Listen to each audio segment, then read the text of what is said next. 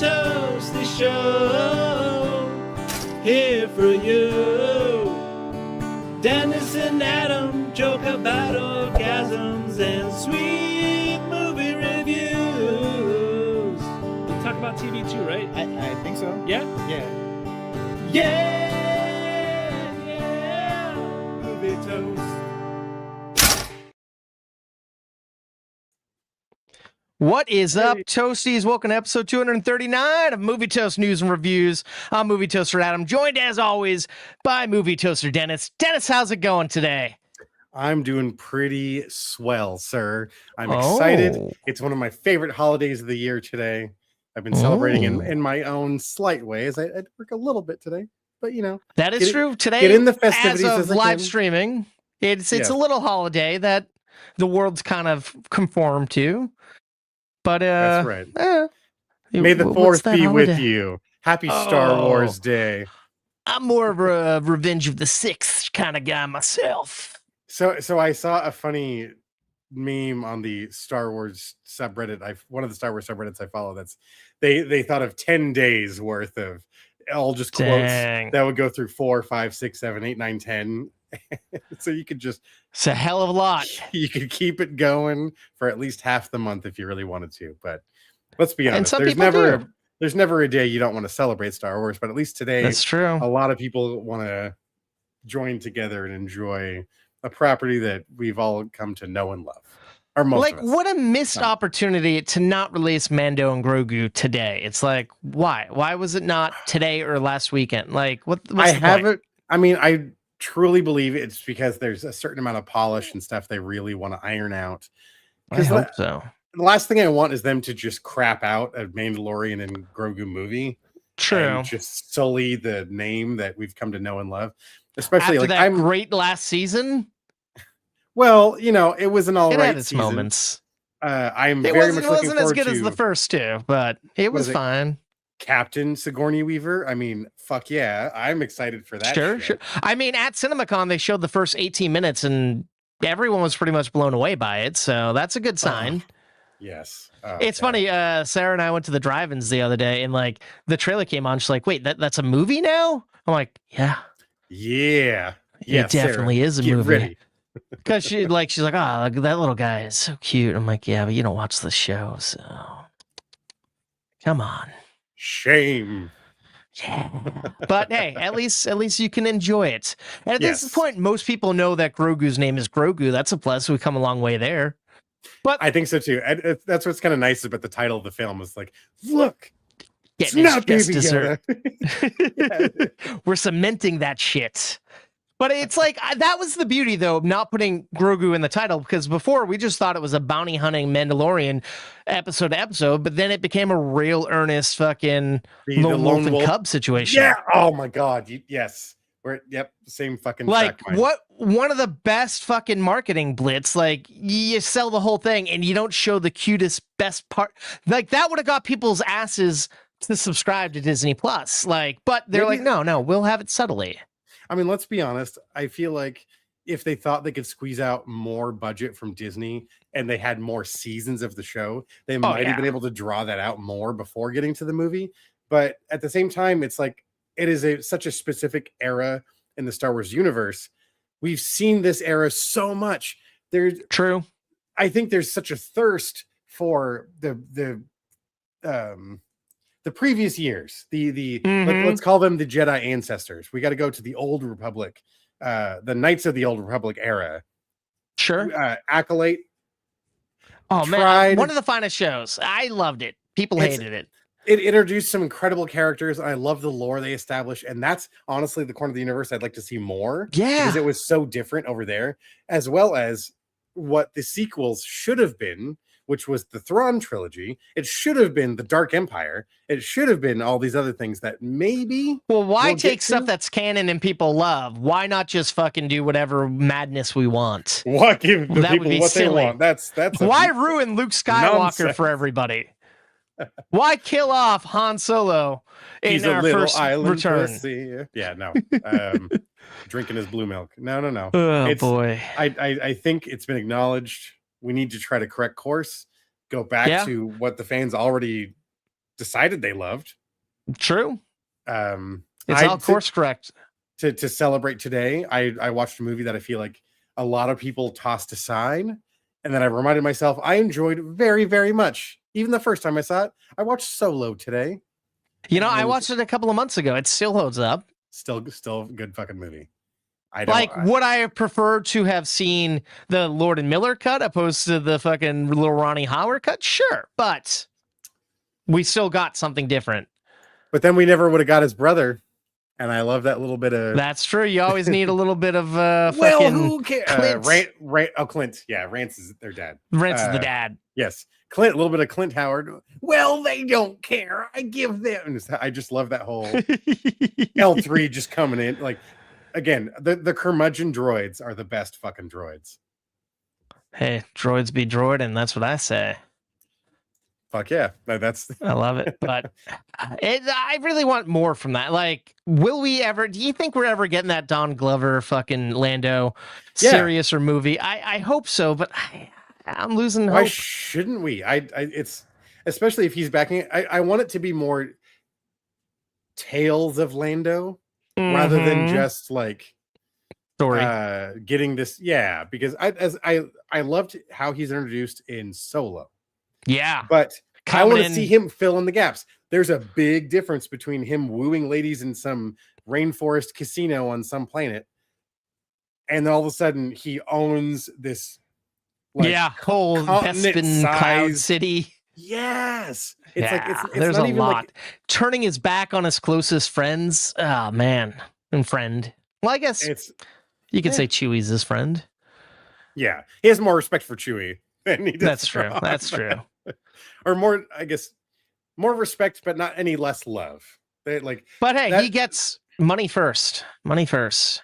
That's one of my favorite parts about how they design the character is if you look back at the dialogue in Empire Strikes Back, he like Solo's following through. Han is like, no, at his core, he is a good man. I've seen him sacrifice himself for the people he loves and the people he knows, or droids, the beings that he cares about, and he has that part within him to do what he needs to do.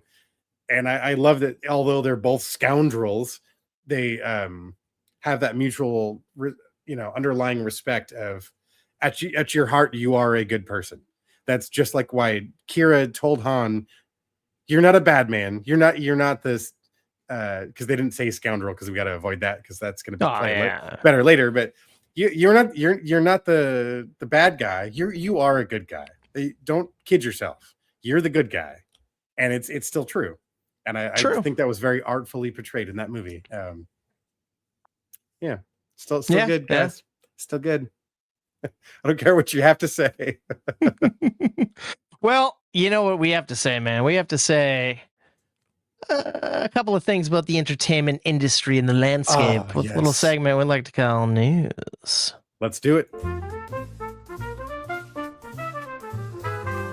Gather round, folks, it's time for the scoop. Tune your ears in, let's join the loop. Alrighty then.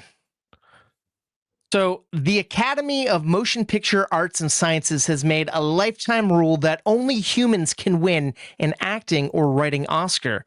So, if you think you can win an Oscar by using AI performers or AI writers, think again, folks. This comes in just one of the many new stipulations and regulation changes they've made, but I feel like this is the most significant one because everyone knows that's where things are heading, and they're trying to combat that. How do you feel about that? It's I feel like they say lifetime, but it's not going to be lifetime. It's going to change over time, I bet. No, it will evolve over time because let's be honest, as we keep adapting to the formats and things. And we have to survive, sadly. Yeah, sadly. We'd like to think that you have to abide by these rules. When movie theaters go away, let's be honest, there's going to be a point in time, unfortunately, going to a movie theater is going to be such a luxe experience that is only for the limited sort of It's going to be like Broadway. Designer. Yeah. You're going to pay top dollar to see what you want to see if you want to see it. And if not, fuck, you'll have to wait till it streams, which everyone does already. And that's kind of the death of it, essentially. Yeah. And but other things they're changing here is an actor can like be up for an Oscar in the same category for multiple movies now, which is nice. And now, instead of one country being able to submit one movie for a foreign film category, they can submit as many as they want. Good. So they're not just basing it upon that. Yeah. So they're making some moves in the right direction, which I appreciate. But I don't know. I feel like everything's in flux. It's like they know they got to roll with the times. It is grasping at relevancy too. Yeah. Not to the numbers knock it down. aren't there anymore. I don't want to discourage people to not see it, or like they shouldn't be trying to be there. No. Over the years they've done this, but I feel like in recent years it's been a whole lot more scrambling to try to maintain the status that they've had, and which is sensible because it shouldn't be. It became such a political throw money at after the wall. Oscar So White, that's when things started like, yeah, we really got to. And I think one of the biggest things that is probably going to be great help is the Oscars moving to YouTube. Like once that happens, I feel it's going to find that niche of people who only live digitally on the internet, not linear or even Hulu or whatnots. And then they can start saying, all right, let's make it flashy. Let's make it quick. Let's make it not a 5-hour thing. Let's get to the point. Let's do what we're here to do. I don't know. You know what's funny is it's almost feeling like it's starting to come back to if these movies are living on streaming platforms and they can come and go, and we think, oh, that's stupid. You shouldn't give us a movie and then take it away, and now it's like almost impossible for us to find it. That was true not that long ago. True. TV movies that used to get Emmy nominations, Oscar nominations would just disappear. Yeah, the only way you would have them is if you reappear 5 years, 10 years later. Yes, or have a VHS. Yeah. Exactly. Maybe if you're lucky, you've recorded it when it was on TV. That was what, like, we grew up at the end of that era, and maybe we're kind of coming full circle, and it's coming back around. Where streamers, it's like we made this thing, we didn't like it, it disappears. Oh shit, you liked it, we're gonna have to bring it back and put it back into the catalog, kind of thing. Or someone else decides to resurrect it, which we've seen happen. And as much as it seems like a foreign concept, we've actually been living in this environment for our entire lives. Like very true. It's kind of always been there. And it's like, why should our awards not reflect that, I guess? Exactly. It shouldn't be antiquated, and that's why people want to see such an antiquated thing. Yep. But as we know, everything is cyclical here, Dennis. That it is. Scarlett Johansson is producing a Netflix series adaptation of her 2007 movie, The Nanny Diaries. I've never seen this movie, but I assume having a young nanny with this crazy family could lend itself to a series decently, I guess. I don't know. It's a title I remember hearing, but I didn't see it. Yeah. But interestingly enough, I realized this, I think, was the second movie to co-star her and Chris Evans. So like they go back deep before fucking, because before that it was the MTV movie The Perfect Score, where they were stealing the like test results to a big like statewide test. Oh yes. Okay, that does actually sound familiar. That's funny. See, again, TV movies actually are they have an impact. Yeah, 100%. Well, it was a theatrical movie, but MTV put it out, so it was cool and hip. Gotcha. Yeah. But yeah, there's not really much to talk about here. Well, okay, before we move on, can I throw in one more TV movie thing? I know it's you may not have it in your news, but as a news thing, there's a British movie I've been wanting to see for a long time. Yeah, that's not in the news. Yeah.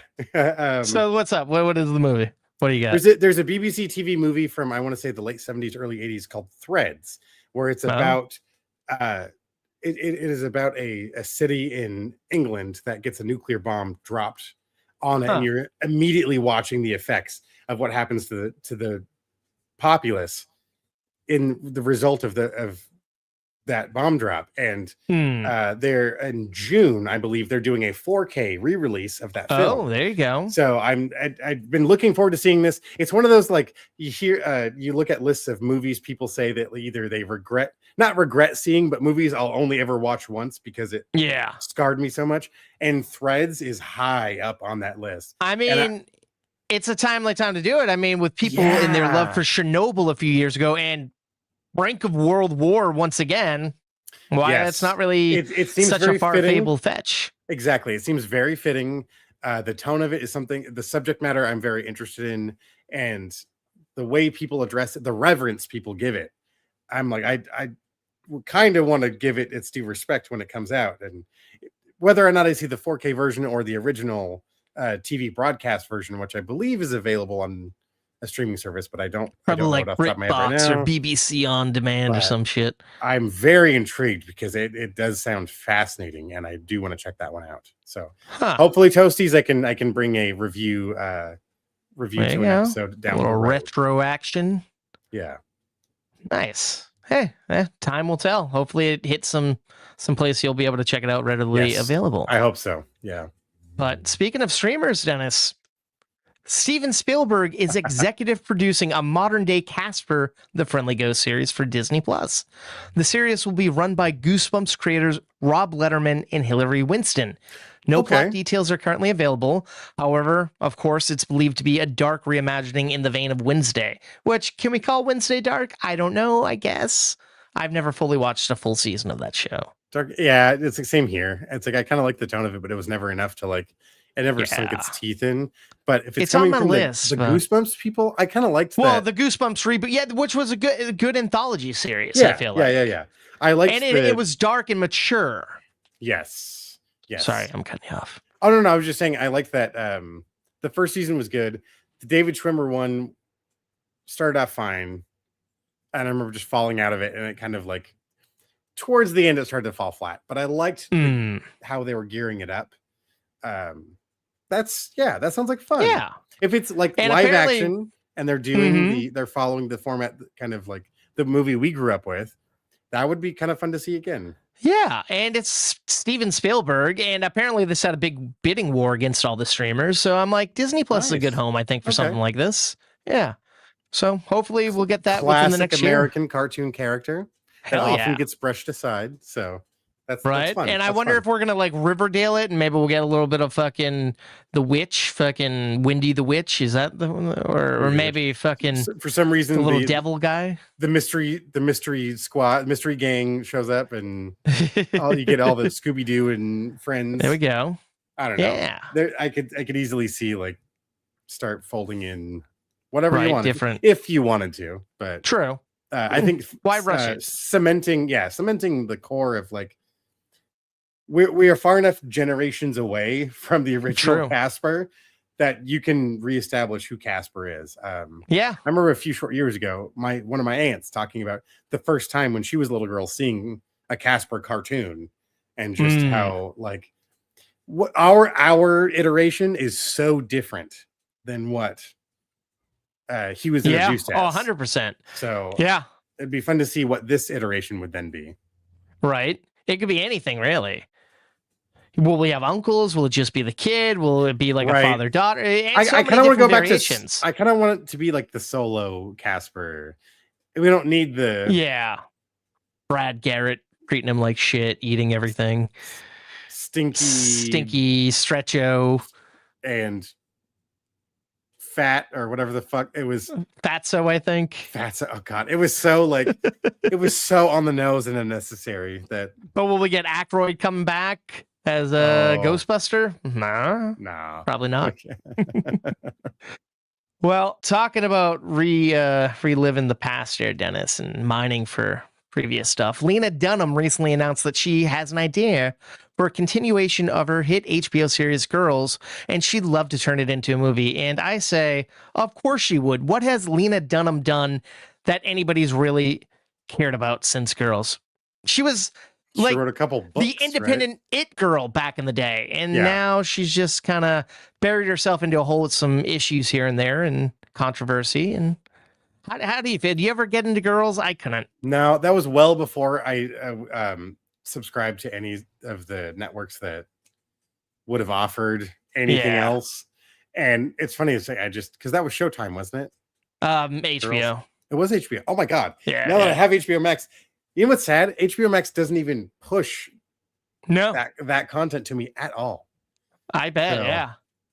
And it's interesting because so many celebrities have been on that show, like who were kind of just up and coming, and it's like emo Adam Driver over here. Adam Driver, yep. On the thumbnail, it's like, oh shit, that's right, I forgot. Okay. Which she recently, a couple of weeks ago, was talking shit. She's like, yeah, he was abusive and a piece of shit on set, and it's like, really? Okay, that's interesting. You're now talking about that. All right, right as you're saying you want to do more of it. Okay, all right, cool. Yeah, I've heard friends from every sort of background and orientation have very mixed feelings about this individual. Yeah, especially people that I hate to admit I would assume might be a fan of hers are just very much no fucking things I probably shouldn't say in the show. I'm like, oh shit, oh okay. Well, she said some dumb things out there. Yeah. So yeah. Oh, good luck to her. Makes sense. This was what made her a big household name. I don't think her what was it, the tiny chair or something. Oh, yeah. I don't know, whatever her indie movie made her known to like film nerds, but good luck. That's what I say. But something I do care about here, Dennis. What's that? Even though both the first and second season of Ted were incredibly successful, Peacock announced that the series is too expensive to produce, and it will not be returning for another season, supposedly.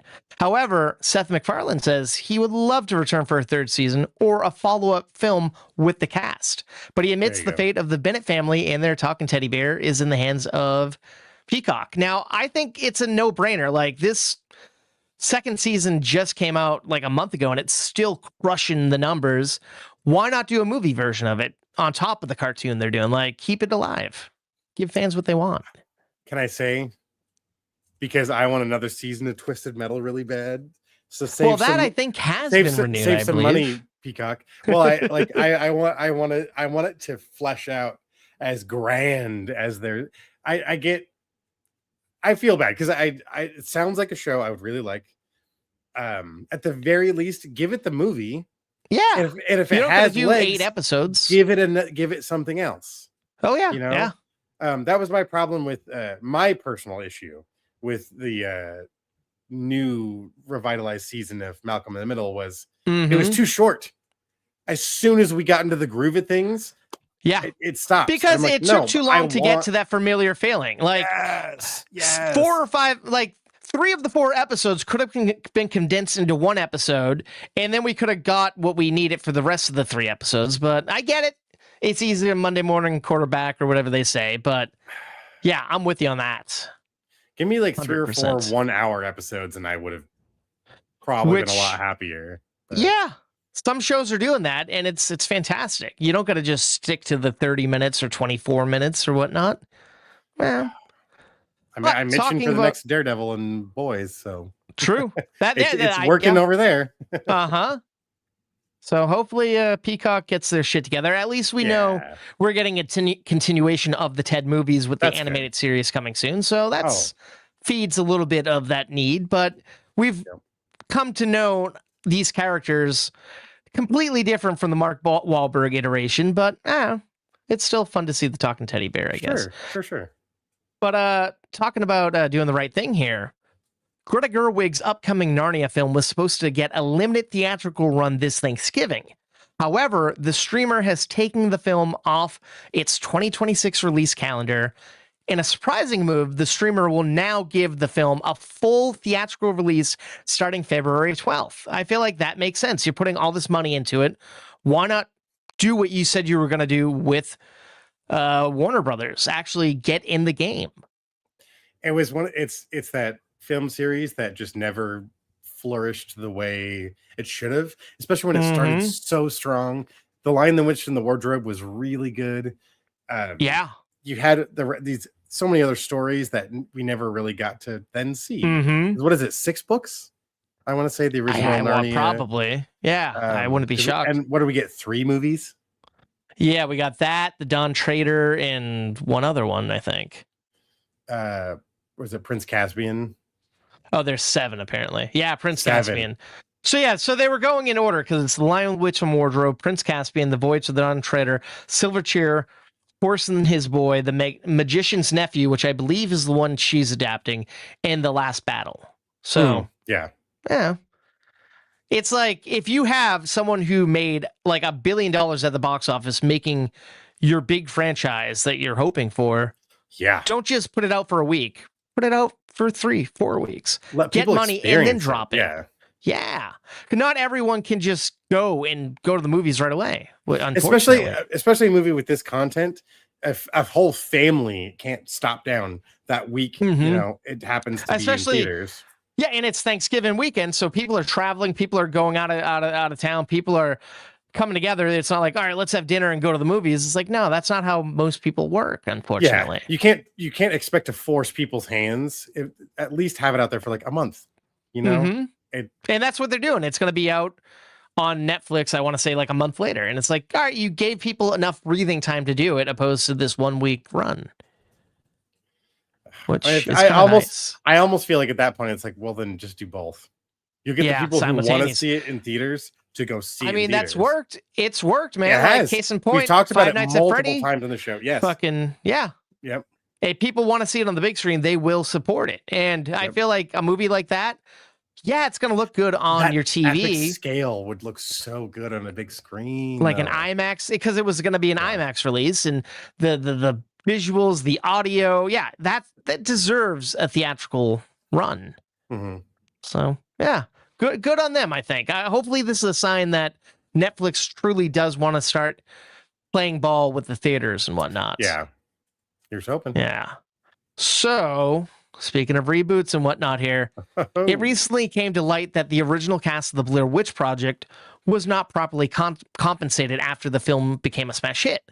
However, now that the film is being rebooted once again, Blumhouse has brought the original film stars on board as executive producers of the reboot. It's like, all right, they're not going to be hands-on, I imagine, but their names will be on it. They'll get a little bit of say, and they'll make a little money. I feel like that's respectable. That's nice, especially when they haven't given their due value that they contributed. Like that's what the movie is. It's watching their reactions the whole time. It's funny though. It wouldn't work. Of course, 1000% that is the case. I'm curious what a modern version of the story would look like, though. Because that was the charm and that was the appeal of the original one, and that's what sparked so much interest. Oh God, people freaking out, and it was so funny when I finally watched it for Movie Toast. What was that, 2-3 years ago? Probably. And it was just kind of like, oh yeah, I can see why. Yeah, it's like I've seen this a million times before, but of its time, it's like, holy fuck. And they were putting up like months before missing signs at like campuses and stuff, and they did everything. They did it the right way. Websites. I feel like the emotion that should have been captured watching this the first time is how I felt the first time I watched Paranormal Activity. And how are they going to capture the audience and really, like, I wanted them to just strike fear into my chest, like strike fear into my heart. And I mean, watching a movie, how are you going to do that with this property now? They tried making the Book of Secrets or Book of Witches back in the day. That didn't work. They tried doing the slight reboot Blair Witch. That didn't work. Nope. So it's like, there's something there, but we just got to get the right hands on it. And Blumhouse, as much as I have faith in them, they've kind of become a factory of hits and misses. They used to have a solid base where they would just focus and not just throw money at problems. Now they're just comfortable throwing money and losing it. It's like, just that's like not what we need. The way we used to look at Twisted Pictures, the way we used to look at A24, it was that, oh, fuck, it's one of those movies. Well, damn, of course. And like, it used to mean something. Hold on. Now you've pumped out too much. Now you've got too big for your britches. So I need you to reel it in and tell me, like, how are you going to make me intrigued with a property I should be familiar with, but still present something new and interesting? Yeah. I will say there was a trailer I watched very recently that did make me feel that way. And I'm very intrigued to see what that is. And we've talked about it on the show before. But now that the trailer is out, I'm very excited to see Resident Evil. Okay, see, I haven't watched that yet. I'm probably going to shoot that reaction video today after we wrap. Okay. Well, folks, then you need I've to heard stick great around things. and see Adam's trailer reaction, because holy shit, I'm already excited. We'll have to hold back because I want to talk about it so bad. And it's funny, our I say our buddy, but there's some contention there. Strickland reached out to me. He's like, "Hey, have you seen this?" I'm like, "Yeah, I have hope in it." He's like, "I do too. I mean, it's not like the video game, but I have faith in the director." I'm like, "Yeah, that's the thing.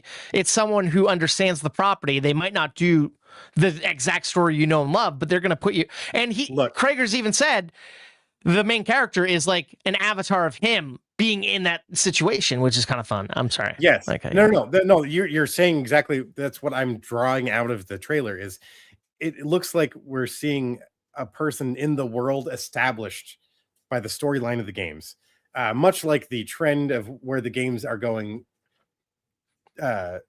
now. Yeah. The contemporary Resident Evil games are this very intense. Some of them have been very first person, forcing the player into the frame, really forcing you into the uncomfortable sensation of carrying out what you need to do to accomplish, like solving the puzzles and things. You have to look at and do horrible things. And I really like this kind of gut twisting sort of sensation they put you in.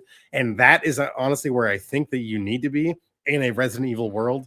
And the trailer makes me feel like that is what they aimed for. We don't need to follow the games. The game, like that story, that's happening over there. That's happening back there. Sure. You are watching what this person right here has to go through. And that is intriguing to me. And I'm very excited to see that. And I'll be honest, I did not like the Paul W.S. Anderson films. I didn't like, they just didn't jive with me. I did like that Welcome to Raccoon City movie that came out a few years ago, but I know everyone else hated that. So I feel like this might be the middle ground for most people, I think. And this being Krager's third horror movie in a row, he has a bit of a fan base. Very fucking good horror movies. Right? So fingers crossed that he does justice. Speaking of horror movies, Dennis, it was recently announced that the Obsession director, Curry Baker, if you stick around, Toasties, I'm going to be reviewing that movie in a couple of minutes. Curry Baker is going to be doing the A24 Texas Chainsaw Massacre reboot film, not to be mixed up with the Texas Chainsaw Massacre series that fucking Glenn Powell's working on. Yes. Not to mix that up. But now we know that what he wants to do with this reboot. It's going to be a little different, and it's going to honor the original. Here's what he had to say about it.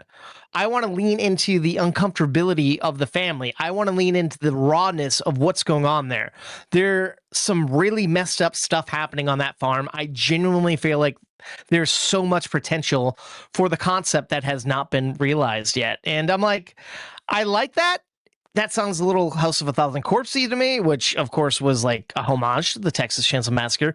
But do you think fans of the original are going to get a little irritated by that? I don't know, because I think actual hardcore fans of the original, the first ever Texas Chainsaw, will appreciate that it's not just all focused on Leatherface, that you have this whole family supporting this psychopath. And they're all just as twisted as he is, but they're able to present themselves in certain ways when the occasion affords it.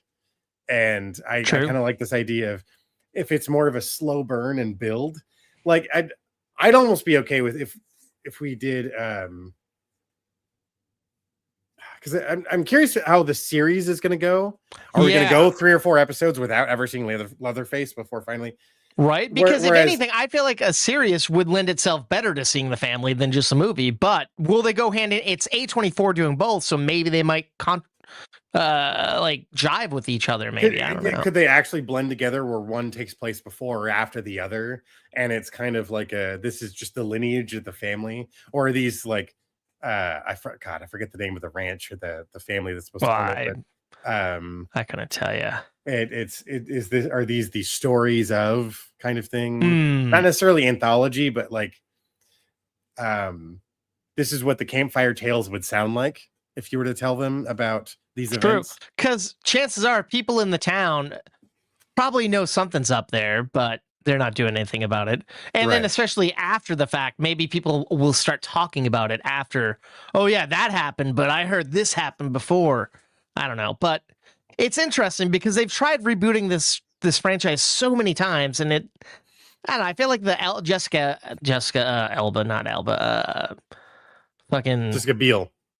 Biel version was pretty decent, but I feel like most of them have been flops. I feel like that was the last great one. Yeah.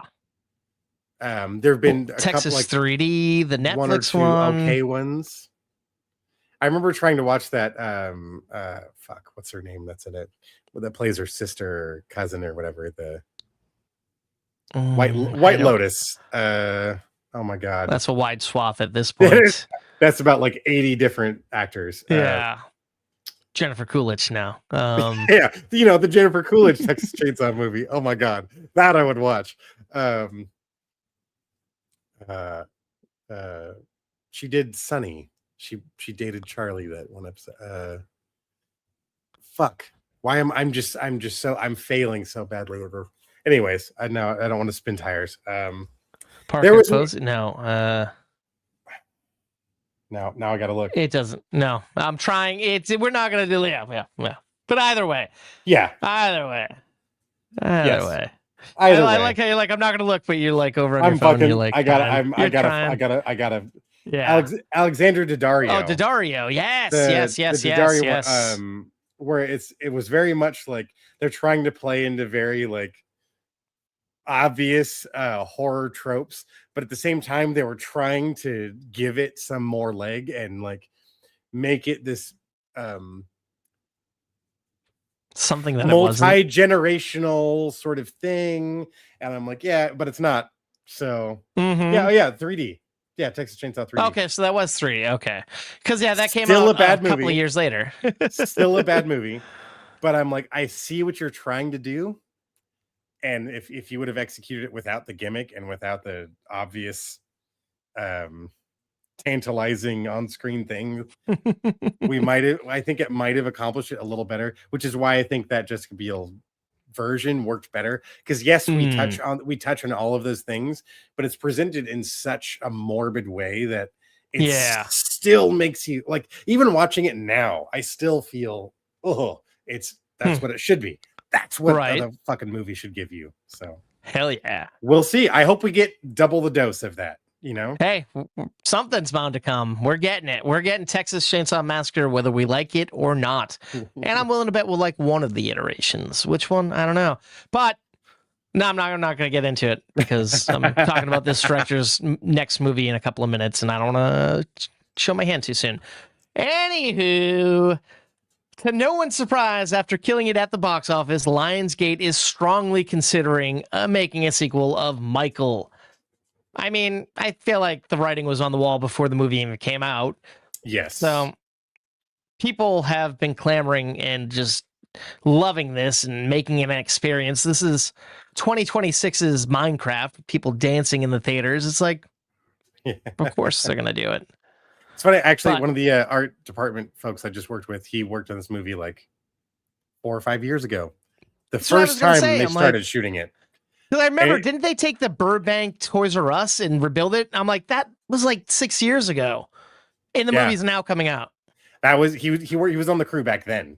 And he's like, yeah, they've shot it like 5 times since then. So I don't know what. Like, well, yeah, they had a 4-hour cut, but then they completely gutted out the fucking third act and reshot it and paid Antoine Fuqua more than they paid him to direct the actual movie to do the reshoots of the third act. So that shows you how much they cared. Damn. But yeah, we'll get into that stuff when I get my review up. But fair enough. Yeah. How do you feel? I mean, I know you haven't seen it. Do you have any interest in Michael? Or yeah, definitely. It's let's be honest. It's an American icon. Whether or not, however you feel about the history of the individual, at the end of the day, you can't deny the impact that Michael Jackson has had on American music. Not just American music as music a whole. In general. Yeah, music around the world. This is one of very few musicians that is recognized almost anywhere.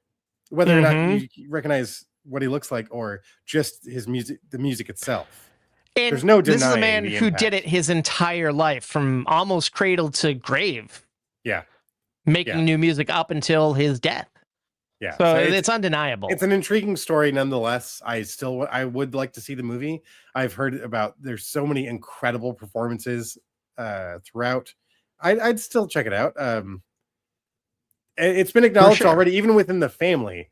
We're not going to show everything, like it's gonna be the Hollywood cotton candy bubblegum version. And that's why I'm like, well, you couldn't do your third act to your movie, but you're gonna do a whole nother movie dancing around things. But there's ways, of course. We know Hollywood knows what they're doing. Oh yeah, they're dancing, baby. Well, speaking of sequels, Dennis, a sequel we've been talking about for years. Yes. Creed 2 director Stephen Chappell Jr. will be directing Michael B. Jordan and Will Smith in I Am Legend 2. This is the first major update we've had in years. How do you feel about it? Do you think this movie is going to work? Do you think it's actually going to happen? Have they acknowledged when? Yeah. This movie is? When they're doing it? No. Or when it takes place. Timeline, yeah. Yeah. They're using the alternative ending where he didn't kill himself. Oh, good, because that's the one most something people not seen. Everyone's seen. Yeah, exactly. So it's gonna probably be like the opening of the movie will be like last time on I Am Legend. Oh wow, here's zombies. I'm not gonna kill them or myself. Ball Z. Yeah. And a lot of people have been thinking, like, do you think Michael B. Jordan, he signed on years ago, and of course, getting Creed 2 director, someone he's worked with, it's like, yeah, but do you think Michael B. Jordan would be second fiddle to Will Smith, or do you think maybe Will Smith will die and then Michael B. Jordan will take over? It's like, he's a bigger name now. I kind of want Michael B. Jordan to be the one I'd be more on board with that. I don't need Will Smith to pretend he can be as athletic as a man a third his age, or almost, no offense, but it's like, if we were going to do this, we should have done it a long time ago. I'm okay if we want to live in I like this world. Yeah. If we want to live in this world, let's move on. Sure. And that could have been done. It could have been, hey, man, we'll reference him. And I mean, that would have been perfectly okay. But of course, Will Smith was the bankable name up until a few years ago. And that's probably what got the ball kicked for a bit. And now it's Michael B. Jordan taking it to the fucking end zone, I think.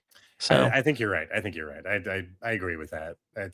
I'm still curious though. I'd still check it out. Don't get me wrong. I'd love to see Will Smith come back and kick ass and stuff, but his time has kind of passed, I think, for this movie in particular. For this one, exactly. Yeah. I'd be more interested in maybe other sci-fi things too, because obviously he's done that well multiple times. I Am Robot, fucking Independence Day, Men in Black for sure, which we talked episodes ago. There's talk of him coming back for fourth. Oh yeah, right. Well, like fourth of his, because they've already done international. Yeah.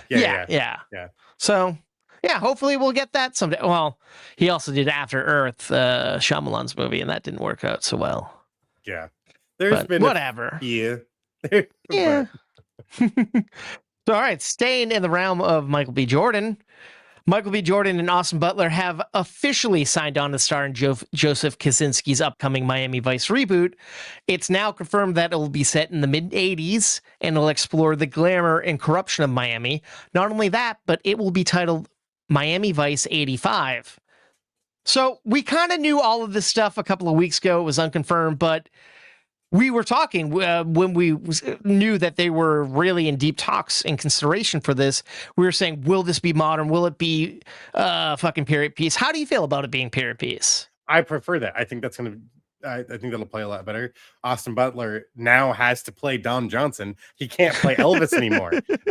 No. Sorry, Austin, but I'm just going to keep throwing it out there. But I prefer the period setting. Everyone has to work a little harder. Every department, you got to make it look like, you got to make it feel like it. You got to make it sound like it. That is the texture I want to see on screen.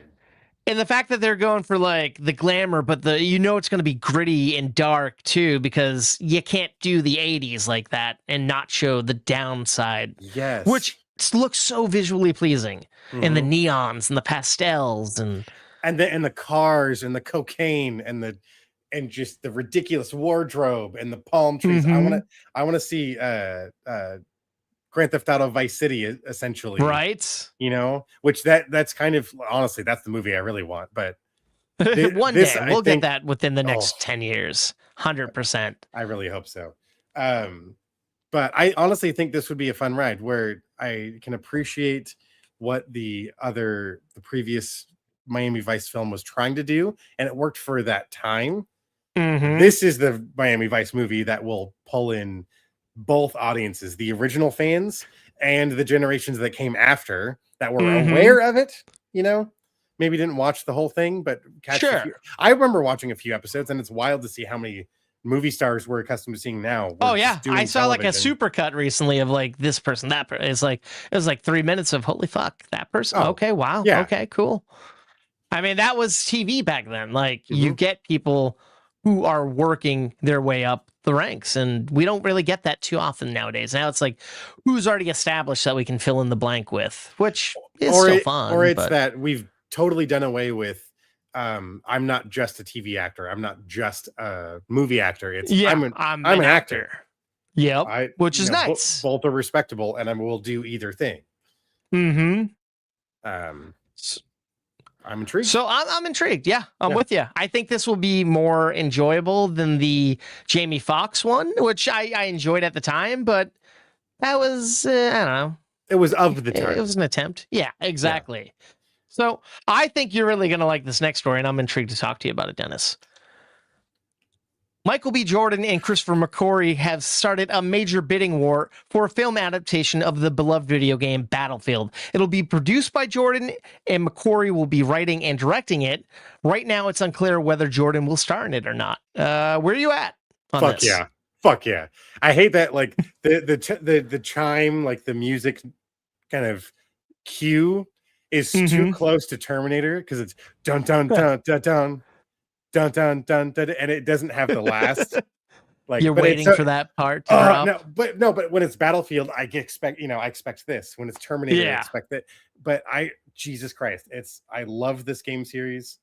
I've played many of them, not all of them, but I think they evoke a certain human reaction. It's not just the thrills of like the big explosions and events, but when you get into the storyline that they write for a lot of these games, it's the horrors of war. It's grabbing the back of your head and forcing you to look at the thing rather than like, oh, it's so badass. I did this, which happens too. Like it's fair enough. It's both things. I think it's that balance between, I don't know, The Rock and Saving Private Ryan, and you're trying to walk that line between both of those emotions. And I'm very intrigued what that could be. How do you feel about the man who did 2 pretty good Mission Impossibles and then 2 mixed Mission Impossibles, writing and directing? You get the action right away. That tells me you understand the flourish. There needs to be spectacle. There needs to be the jumping out of a fighter jet and shooting the pilot out of a helicopter, and then parachuting down onto the tank, ripping the fucking driver of the tank out and taking the tank over. Like, I want to see that ridiculous thing, but then I also want to see the heartbreak and the grit. I want to see that individual have to go through some shit. Personally, it's the Battlefield games to me pull at both of those things. So I think finding the balance between those two aspects is really what will make something that draws audiences in, not just for the fans of the game, but just the large scale spectacle of what that would look like on the big screen. And that is very intriguing to me. Now, what about, do you see Michael B. Jordan jumping in to star in this? I imagine he would, but he did Under Siege, which is kind of an action movie video game adaptation. But do you think he's a good fit for this? Under Siege, you mean? Or Under Siege is the sorry, no, sorry. What, the Tom Clancy yes. Without Remorse. The Division? Without Remorse. Yes. Now, Under Siege is the Seagal? Steven Seagal submarine movie, or in battleship movie, or no, it's a battleship and then it's a train. Damn. But how do you I feel? get Do you it, think though. this will be more of a fit for him than that one, or do you think 100%. it's completely? No, it's 1,000% within his wheelhouse to star in a film that portrays a character going through these events. What I'm curious is what era they're going to portray, because you can't just say Battlefield, because This spans we're decades talking in the about game, right? 50 or 60 years worth of military history that they try to cover. Yeah. And then it's like, is it just Battlefield, or is it honestly, my hopes and dreams would be a Battlefield Bad Company story, which is much closer to Kelly's Heroes. See, I thought Bad Company was a different game, so that's like a spin-off or It is subsidiary? it's a spin-off of the Battlefield games, but it's much more story driven, that actually has quite a bit of comedy tied in with it. Much like Kelly's Heroes is actually a quite comedic World War II movie. Although it features combat scenes and all that stuff, but it's a lot more lighthearted than you'd expect it to be. And I think Bad Company would translate a lot better to the big screen. Not to say that there are storylines in the Bad Company games that would still translate well to a big screen experience. Like I said, there's a lot of Michael Bay movies that very much reflect what Battlefield is reaching for. It's just you are sitting in the driver's seat, and that's what I'm curious about, is how are you going to make the audience feel you are in the center of the action without just feeling like you're following someone else. Would you want to see like a hardcore Henry first person point of view type of movie? That could be cool. And you were just hearing Michael B. Jordan's voice and his hands, and it you're seeing, it's that kind of thing. So it's like I'm open to that. Didn't they tease that was going to be a gimmick of like The Rock's fucking version of Doom back in the day, but it was only like a scene, and it's like, yeah, fuck. And it wasn't even The Rock. It was some other dipshit. Tara Reid. Oh my god. I forget who else was in that besides those two. Oh my god. There was a few big names. Carl Urban. Shit. You're actually which is funny. Now we've come full circle. So that scene you're talking about is actually Carl Urban's first person perspective. And even then it only goes for a few minutes in the movie, and it's not enough.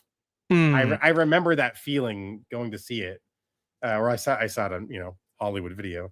I remember seeing it in theater, but I stand corrected. It is not Tara Reid. It's Rosamund Pike. My apologies for fans of the movie. Totally different level of caliber of actress. Very different. Yeah. So I had to call myself out on that one. Fair enough. Good on you. But it's funny that we just had 3 back-to-back stories about of course, Michael B. Jordan, who's kind of killing it right now. But I just had a conversation today that left me gobsmacked with my coworker. Out of the blue, he's like, yeah, not a lot of people remember that Michael B. Jordan was a little boy in that fucking baseball movie with Keanu Reeves. I forget what it's called. I'm like, yeah, man. Yeah, he's come a long way, probably more than the other kids. And he's like, yeah, but... the shit. Keanu Reeves baseball movie. Hardball was the movie. And he's and because this guy's not really into movies and shit. He's like dead serious. Is like, when I'm like, hey, he's doing much better than others. The other kids in that movie, I bet. He's like, well, what has he really done since? I'm like, he's like, what has he really done since Black Panther? I'm like, he just won an Oscar. He's on top of the world right now. There's this little movie called Sinners. And I said that, and he's like, what's that? I'm like, yeah, not even going to get into it. Never mind. Yeah. I'm like, in my head, everyone knows Sinners, but it's like, no, it's just, I guess it's not everyone, but. Because we do. Yeah, it was something. Sorry, I didn't mean. I'm just like, I was so gobsmacked. I'm like, what? You know about him being in Hardball, but you don't know about his award-winning role. Okay, cool. Can I say what I like? I really like the for those of you that can't see it, the graphic that you Adam, you chose for the Battlefield thing here. It's because I didn't know what genre it would be. It's World War II, Vietnam, World War III, World War III, World War One. Interesting, huh? And I don't pay attention. Great games, but yeah, I'm still very intrigued. Yeah. Well, we got one more story here of intrigue that that I'm very excited about here, folks. I just hit a button, so let me actually hit that button and scroll over there here. Back in 2014, Quentin Tarantino released a comic book title. I'm going to take that again. Back in 2014, Quentin Tarantino released a comic book titled Django Zorro, in which Django was hired to be Don Diego La Vega's personal bodyguard. The two set out to free some indigenous slaves, and Django donned the Zorro mask a couple of times along the way. A few years ago, comedian Gerard Carmichael and Tarantino were working together on a screenplay adaptation. However, nothing came from it. But now it looks like Sony is keen on making the crossover a reality. With the permission of Tarantino, the studio has hired Brian Helgegaard to write a new draft of the script. And Helgegaard is best known for writing movies like Mystic River and LA Confidential. How do you feel about this? I'm intrigued.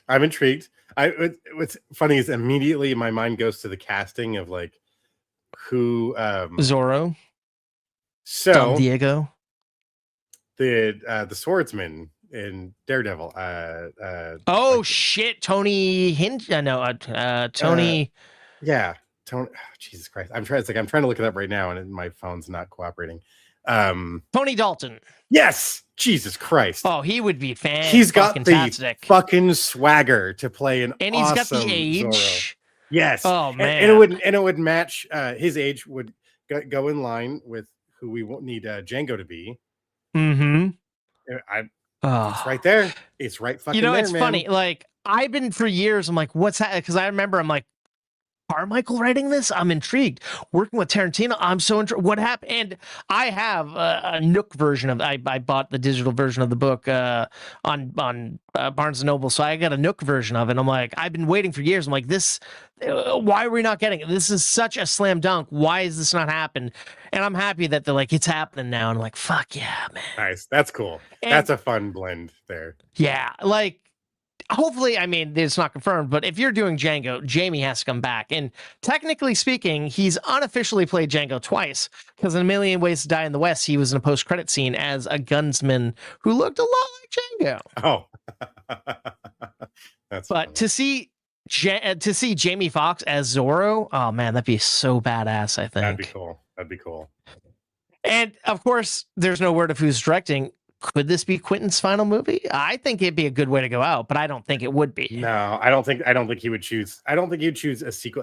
Let's be honest. He'd have to do another new chapter bigger, in the Tarantino universe. Like, I don't think following how do you up pass something up he's already done on fucking Kill Bill or one of his other main big blockbusters.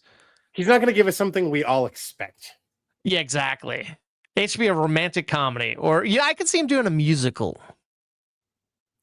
That which he's a fan of, right? Like, it's, it's or just straight horror. Ooh, that'd be something. Straight hardcore horror. Think how fucking gory and insane that would be, man. Fucking no breaks. Full like not quite barbarian, but something in that line. Oh, where we're setting up some other side story altogether, just for that it to just be a pool of blood for the rest of the movie. I could see that too. But who could you see doing Django Zorro? Like, I have no one in the top of my head that I could think. Like a Western swordsman gun. It's like the people I feel like I'd like are going to be really busy pretty soon with their series and like other movies. Damn. You know who I'd be intrigued to see, but I don't think they would ever do it. The Wachowski sisters or siblings, but I don't think they'd do that. That would be left field. The last Matrix was such a letdown. Yeah, but that was only one half. But that's true. That's true. If the two of them got back together to create the story together. Oh, what about Lord and Miller? They just knocked it out of the park with Project Hail Mary. They've done action movies, they've done comedy, but I don't know. What's funny is the first name that popped in my head would be like, Ryan Coogler. I kind of want to see him do it. Or it's like, it's got so much word going on. is the trailer for the Thomas Crown Affair, staying in line with our last three stories. Michael B. Jordan coming in and directing something like this could be fun. that would be really interesting too. It's not like he doesn't have the chops. It's not like he hasn't been on set fucking long enough to try to take on the mantle himself.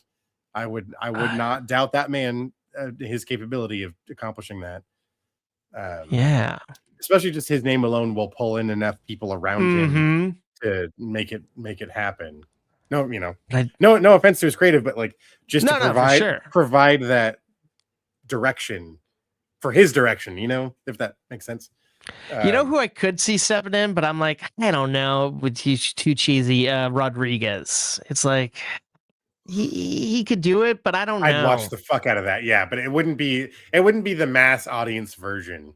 Yeah, it'd be kind of like the schlocky, which I would love. The schlocky, the grindhouse version of it. Yeah. Could be pretty fucking sick too. Just Zorro just slicing limbs off and or someone who's kind of in the Western mindset, has a Western-ish movie coming out. Favreau, man, with Mandalorian and Grogu. This could be like making up for Cowboys versus Aliens. Yeah, he understands the flair. He understands the tone. Yeah. Obviously, that's been shown over and over again. But with a solid script that maybe was co-written by Tarantino, that could be what it takes to make all of those gears mesh together very nicely. Right. This is a far-fetched one. The Russo brothers, they haven't had luck outside of the Avengers films, but this is kind of like an ensemble movie that would need action, adventure, comedy. Right. And if the elements are well practiced in. Yeah. I'm intrigued. Yeah. So hopefully this actually comes to fruition, but it sounds like getting the guy who wrote Mystic River to do this. Sounds like they mean business over at Sony. Yeah. So I'm intrigued. Time will tell. Hopefully this one gets legs. I would watch. That's for sure. Oh, I would love to. So that's going to do it for our news portion here, folks. How do you feel about all of it? Let us know your questions, comments, and concerns about all of that in the comment section below. But Dennis, let's get into our second favorite part of the show here, a little thing we call polls. Let's do it.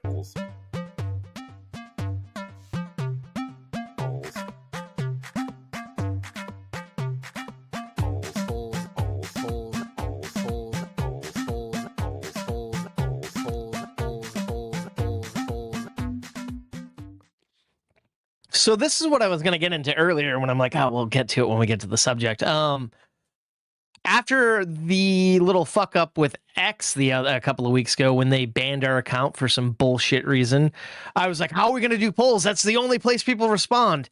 I've discovered YouTube is the place to go for polls, man. The people actually...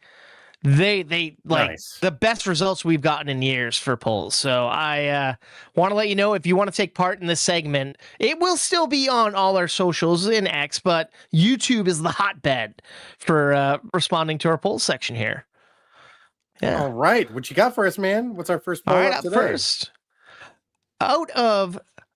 first of all, on episode 238, I reviewed Lee Cronin's The Mummy. So out of the Monster Squad, Bubba Hotep, The Cabin in the Woods, and Hotel Transylvania, I wanted to know which mummy movie was the favorite one, which movie involving a mummy was the Toasty's favorite.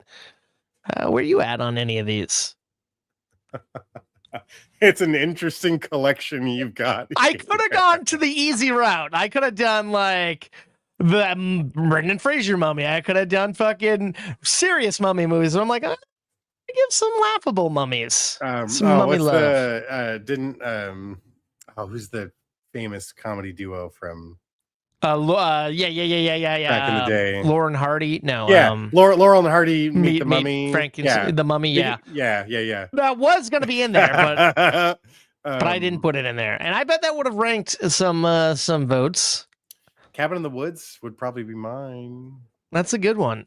I don't think, but that's what's funny is because I just like that movie the most. I don't think of that as a mummy. No, I'm with you. Movie. I'm with you. Yeah. A movie involving mummy. That's why I had to correct myself earlier. That's why, Cabin in the Woods, fucking.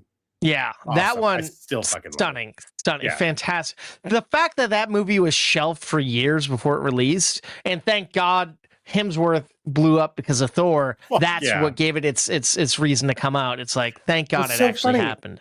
Wait, there was like, it was like a year ago or something. I remember throwing this on again for the first time in a long time, and like the movie's playing out, and then when the turn starts to happen, I just remember Val like, wait a minute, what? This is what the movie is? Just like, yeah, that's the whole fucking awesome it's part like, about where this. the fuck did that come from? Like, Yes! let's bet on this. I Let's love that. all the fucking mystical creatures. Like, I had to go and I'm like, is there a mummy in that movie? Sure. Why wouldn't there be, I guess? There's a mummy. I think there's a chupacabra in that movie. Like, I wouldn't be shocked. There's fucking everything. Like, I remember a killer unicorn. So many things. I gotta rewatch that movie. Japanese so good. Like ghost thing. Oh yeah, that thing was creepy, dude. Yeah, so good. Oh god, such a good movie. Yeah. So I think I'm mixed. It's definitely not going to be Kevin James as Hotel Transylvania's mummy. Wait, no, was it? No, he was Frankenstein. Was the mummy David Spade, or was it? Now I'm like, ooh, who was it? Now I gotta look this up. Who was the mummy? Brad Garrett. Oh, I wish. That actually would be pretty good cast. No, the weirdest choice here, who I should have remembered. CeeLo Green is the mummy in Hotel Transylvania. It's like Jack Johnson? No, never mind. Honestly, movie here that I wish I liked, Bubba Hotep. I wish Jake Johnson was. Jake Johnson, however, was the co-star in the Tom Cruise mummy movie. So there's a little mummy action there. Oh, funny. Okay. I know you're pulling that out your ass, but we looped back around though. I like that. That. Well played. Yeah. But Bubba Hotep, I want to say I wish, like, my love of and respect for Bruce, but I could not make it through half of that movie. Yeah. But honestly, the Monster Squad is just so like, I remember I hadn't seen it. One of your favorites. Me and Furtado went to go see it back in the day at the Egyptian. I think Kamal and another stand-up were hosting it as a part of this retrospective, and I'm like, what a genius movie. Nice. But I'm tossed up between the Monster Squad and Cabin in the Woods, but let's find out what the Toasties. That's who matters. Exactly, not us, amateurs. 16% for CeeLo Green and Hotel Transylvania. Well, fuck you. Hey, I'm shocked that it actually got a vote. I put that on there thinking that'd be the big zero. The burner, yeah. and the Toasties are all, fuck you too. But yeah, sadly, 17% for the Cabin in the Woods. So sad, yeah. Dang. Yeah. I thought everyone loved that movie. Like we said, you don't think of it as a mummy movie, even though yes, there is a mummy in it. Yeah. All right, so where's that leave you? So we got 16, 17. Where do you think the lower end's going to be? Where do you think the higher end? Bubba or Squad? Squad, then Bubba, because I think they're just trying to blatantly be like, mummy. Right. I can see that. I made the fucking statistics here, and I don't even remember. I mean, I made the slide. 25 for Bubba. All right. Cool. Surprising. Leaving 42% for the Monster Squad. So finally, the Toasties are on my side, Dennis. There you go. Never happens. There you go. Woo! With a classic, too. It really is. It really is. Nice. They don't make movies like that. Which, wasn't that, what's his face? Fucking The Last Boy Scout. Fucking...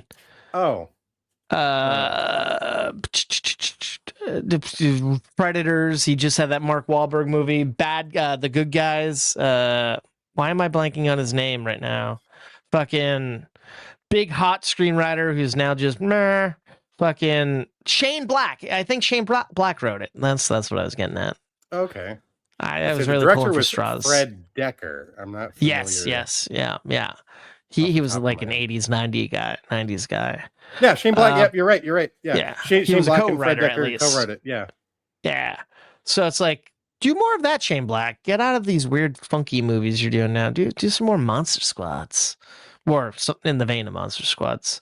Anyways, we always do 2 movies here. And on episode 238, Dennis, you've reviewed Thrash, which is the latest movie involving sharks. Actually, they just had another movie involving sharks that came out last week, but we didn't review it. So Fuck us. So I want us to know, out of Jaws, Deep Blue Sea, Finding Nemo, and The Meg, which is the Toasties' favorite movie involving a shark? Now, you can't say none of these movies don't involve sharks. It's just to which level. Yeah, of course. Because this isn't a bullshit one like the last one. Yeah, no, every one of these, yeah. I mean, in my heart of hearts, I still have to say Jaws. That's a part of my like film upbringing and my appreciation for filmmaking. And none of the rest will ever top what Jaws made me feel. Now, fair enough. Is Deep Blue Sea a hilarious journey to go on? Sure. Hell yeah. I can't watch it that much. The Meg, kind of the same thing. Fucking terrible, but I'm like, if you put Jason Statham in the ocean with a shark, that's now he's Australian for some reason. I was gonna say he sounds a little more Carl Urban there, man. You're watching The Boys too much. Too much. And then Finding Nemo is a fucking Disney classic. So right. That's the one you can say, does it really involve a shark? But yeah, Bruce, isn't it? Fuck you, kids. Bruce, come on. Bruce is a classic cinematic character. But Jaws for me all the way. What about, are you Deep Blue Sea? Come on. No, Cool J. I mean, honestly, LL Cool J isn't fucking our man fucking Sam Jackson in Deep Blue Sea somewhere? I thought he was like a chef in it. No, the chef was fucking LL. Why do I always think Sam Jackson's in it? I know he's not, but it's just my wish. I think you need he's in it. No, he is. He's Russell Franklin. In it. Russell, yeah, okay. He's in the movie. You also get Michael Rappaport, Stellan Skarsgård. Ooh, Michael Rappaport. Yeah, you get some Thomas Jane. You get some great people in it. What a cast, man. Yeah. Man, it's a good movie, but honestly, I think if I had to choose, I'd probably go Finding Nemo. I'd probably say Finding Nemo. Finding Nemo, out of all of these, Finding Nemo is the one you could probably watch. That's my speed. Most often. Yeah. And it's not even one of my all-time favorite Pixar movies, but out of all these, this is the one I would pop in. But it's funny, like someone when I put this up on YouTube is like, it's going to be a bloodbath between Jaws and Finding Nemo. I'm like, I know, but which one will top it? Great. So I'm like using the mindset, but it's funny. Like I said, I went to my local drive-in the other day, and in the bathroom they got like posters of older movies and random movies and stuff. And Jaws is one, and fucking in one of the stalls they have Meg 2, The Trench. And I'm like, all right, how do we go from the first movie being called The Meg and then just get rid of and it's then Meg 2, The Trench? Because The Meg 2, The Trench just tested so poorly, Adam. It just tested so poorly. And I'm like, who is choosing these fucking posters? China. They got all these classics, and then there's in the same stall, I think there's Ghostbusters Frozen Empire as well. I'm like, okay. Two very odd choices, but sure. Adam, I guess. Adam, I'll tell you what it is. These are the posters that fit in the frames they had in the bathroom. But then there's like fucking Back to the Future. There's fucking classic, yeah. I mean, you can't knock Back to the Future, man. There's movies that I'm like, yeah, this makes sense for an old timey driving. And then I go in the bathroom to take a shit, and I'm looking at Meg 2, The Trench, and Ghostbusters Frozen Empire, and I'm like, all right, man, all right, cool. But anyways, I'm sorry, I'm slowing this down here. The Toasties, do they agree with Dennis? Is it Jaws? Do they agree with me? Is it Finding Nemo, or is there some wild cards? Let's find out. It's gonna be the fucking Meg. 80% for Finding Nemo. So me and the homeboy over on YouTube were wrong. That surprised me, but I would have thought that would have been higher. I thought it would have been higher than the Meg at least. Yeah. Telling you. All right, what do we get for number? I should have put Meg 2, The Trench on there, but I didn't. Next time. Makes me nervous. The Meg is 12%. All right, I feel like we should have flopped the 8 and the 12 on those, but whatevs. All right, so I think we know where this is going. I think I know. 24 for Deep Blue Sea, 56 for Jaws. Yep. There's justice in the world. Last poll the Toasters Group made. This poll, they agree with you. This rarely happens. What a victory. I think it's just Jaws is still such the quintessential shark movie. There's a piece of music you can hear. You automatically know what that movie is, and it evokes a certain emotion. There's the reason why we are afraid of sharks is because of a fucking Steven Spielberg movie. You know, like it's a movie in which they weren't able to show the shark as much as they hoped, and it improved it. between movie Jaws that and I Alien, fucking hate. it creates this like cinematic element that has lived like I think And scared surpassed people so many for other life. monster aspects. Yeah, it's incredible. I love that. Yeah. The casting too. I still got to give it another shot, but I feel like it's so old timey and boring. Give me Piranha, man. Give me Piranha. That's what I fuck with. You like a higher speed though. You like a higher. I like trash. You want it to like move trash. faster. Yeah, Jaws like, is a good build. It's a slow burn. I love that, especially when it's like it's the classic. You get hit with the attack right away, and then you get introduced to the town, kind of thing. Because that all the movies follow that track. Because that's that classic story. What is it? The woman that was in the rig that she cracked a rib.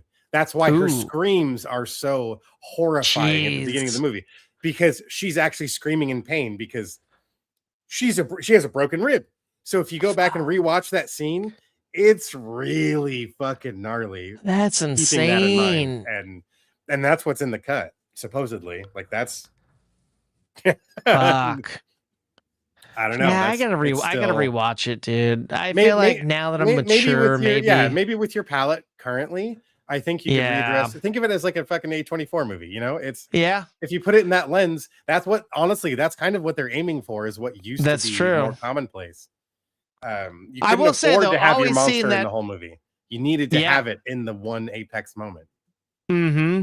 And that makes it scarier, like you said. But I gotta admit, though, always seeing the poster, love the fucking poster of the shark and the woman. It's like so iconic. That incredible pinball machine at Comic-Con. Dude, Stern pinball. Yes. Cool. Fuck with it, folks. Yes. We do. Woo. All right, man. So that does it for the old polls. I'm getting pretty riled up for our next what's that? Our next segment. I think we need to do some reviews. Oh, fuck yeah. Nice camera action, it's review time. Dennis and Adam, we gon' blow your mind. We're stepping up to the plate, ready to swing. Analyzing movies like a scientist would brain. Well, all right here, folks. I teased it earlier. I know this movie came out a little bit back, but it's still blazing the charts, and I felt like it'd be wrong if we didn't talk about it. I'm going to review a little movie called Michael. Michael can go all the way. Right to the top. By himself. Wouldn't that be something? I want you to look at that wall. I want you to believe that you can touch it. You can't quit. I want to be who I want to be. Do whatever you want. I own you from 9 to 5. I need to start living my own life, just like everyone else. You ain't like everyone else. Michael, rated PG-13. All right, so I'll start it off just like I did my review, man. I'll be honest with you. I don't like Michael Jackson. I don't really care for his music much. I don't like the whole everything around it. But I remember your art class speech. Yeah, the John LaJoie song. I will never forget that. And I used that in one of my editing class where we had to bring in a song that we like and we didn't like. And I brought this song called Michael Jackson is Dead, where John LaJoie, this guy who plays Taco in the League, essentially sings about Michael Jackson being a pedophile and stuff. And not that, but it's mainly calling out people who were talking so much shit about him his whole life. And now that he's dead, he's a legend. The hero and everyone worship. loves him. Yeah. And that is this movie, essentially, in a nutshell. So I applaud Fuqua. His initial movie was going to be about everything. It was going to start with Michael getting essentially pat it down. Like they shot like him being like naked, them spreading his ass, like literally getting booked for everything for that. And it was going to end with the trial. And of course, like we were talking earlier, they had a 4-hour cut. And then the estate's like, oh yeah, we don't have the rights to actually do this because of a pending lawsuit. So they had to reshoot it. But like I said, I might not care about Michael Jackson. I admit some of his music is catchy, but I always go into things with an open mind. And I don't like half the fucking musicians that have biopics, and I haven't liked many of the biopics that coming out in the past couple of years. But I had to give this one a shot. And I said that off the top of my actual review, my YouTube review, and someone like started talking shit, and they're like, well, you don't deserve this and that. I'm like, I don't deserve to watch and judge a movie on its merits because I don't like the subject matter? No, Fuck that. So anyways, the movie essentially starts off with the formation of the Jackson 5 and then spreads off mainly into Michael becoming a solo act, and it ends with the Jackson 5's final concert when Michael's on top of the world. And about the only controversy we get in this movie is the Pepsi commercial where Michael's hair gets caught on fire, and they kind of foreshadow like him in the fucking hospital being like, I can't be on medication. And it's like, cool, we're planting the seeds for addiction. That I liked. And even we don't have any controversy about him going solo and the family being irritated by it or angry. Michael is not a sexual being. Michael is just a child throughout the whole movie. Like, he's just hanging out with his animals and stuff. There's a scene where he's a full-grown adult killing it in the industry, and he's like, his brothers are playing basketball. He comes back, he's like, I just went to the toy store and got Twister, we could play tonight. And the brother's like, we're gonna go play Twister with ladies tonight. Enjoy playing by yourself. And it's like, dude, we know Michael fucked, he has kids. Come on guys. And the whole Joe Jackson of it all, a fucking menace, a terrible tyrant, abusive man. All we get is him spanking Michael. It's a brutal spank. It's like 12 lashes, but that was back in the day what people did. I got spanked with a belt as a child, not often, but that was the thing that happened. But that's as deep as they went with Joe. It's like, not the psychological like torment that was caused. Yeah. Yes. I mean, they did show he like pushed him. He was like, oh, you don't get to go to bed after a performance. You got school in the morning, but we got to practice. They did that, but they could have dug so much deeper. Now, Coleman Domingo is fucking fantastic, man. Such an incredible performer. Yeah. Yeah. And it's funny because he has prosthetics happening. And I don't know why, but it just, the way he like delivers his lines, and like he has this thing with his mouth being agaped. The whole time I feel like it's like JB Smooth doing like a sketch of Joe Jackson almost, which is kind of interesting to me. But it's Coleman, and it's definitely JB couldn't give a performance like that. But I kept seeing JB Smooth in this. I don't know why. And they did show that like the kids were like afraid of him and stuff. Like there's like they call him Joseph, they don't call him Dad. And there's a scene where like when he's talking about going solo, someone's like, well, are you going to tell your dad? And he's like, yeah. And then like they cut to a scene of him like going to like the record label, and he's like, I need you guys to talk to my dad about it. So it's funny, like they showed Michael wanting to like own it and take presents, but then he goes to someone else to talk to his dad, and it's like, it was kind of comical. I'm so sorry. I started laughing because when you first did like, you're Michael Jackson. Yeah. Oh, sorry. I just... And it's funny, this movie reminded me of the pilot episode of the Black Dynamite show where we find out that Joe Jackson wasn't really the villain. It was really Michael as an alien, and Joe was really the puppet. Oh man. Anyways, Nia Long plays his mother, and she's a fantastic performer. But she doesn't get anything to do here. There's just a few scenes of like her being in the background. I'm like, oh, okay. And like, then there's like a lot of scenes of Michael and her watching classic movies together. It's like, that's cool. And there's one moment where it's like, yes, where she's telling Joe to leave him alone. I'm like, yeah, where was this the whole movie? But I get Katherine Jackson probably didn't have much of a back because she was being abused herself, I imagine. But like Miles Teller's here, and the whole time he looks like a young John Cusack to me. I don't know why, it was weird. But the little boy, Giuliano Valdaldi, I'm saying his name wrong. A young boy who plays a young Michael, killing it. Awesome as a little guy. Yeah. I loved him, dude. I want more of this kid. I saw him on KTLA the other morning. Yeah, incredible interview. He's like, that's awesome. Such an established like little like old soul in this little kid. Like he owned that being on fucking LA morning news just fine. Like he was sweet little kid. That was really cool. That was really cool. I that'd be something to check out. I gotta YouTube that. But the person who I really love the most cameo here, Mike Myers, man. Like he's doing his like Mike Myers Jewish voice kind of thing, and he's almost unrecognizable. Like he looks like a younger Mike Myers. Like I'm so used to now the blonde Mike Myers, but like it kind of feels like an old Mike Myers, and I loved it, man. I ate that shit up. Nice. But like the other Jackson 5 members, like you don't get to spend much time with them, and they're just background characters. And the only way to really tell who's who, almost, there's one scene where one of them's wearing a hat with his name on it, and I'm like, okay, I get this is Michael's movie. I was gonna say it is Michael. Yeah, not yeah. Jackson 5. Maybe that's the prequel that we're right. I'd watch that. It was cute seeing this like CG Bubbles. I love Bubbles, the monkey, the chimp. But yeah, the movie just didn't take any risk. It didn't take any swings. But by God, I had a good time watching it. Like the music was like great. The montages were good. It flew by. It's 2 hours and 7 minutes, and there was never a dull moment. The performances were strong.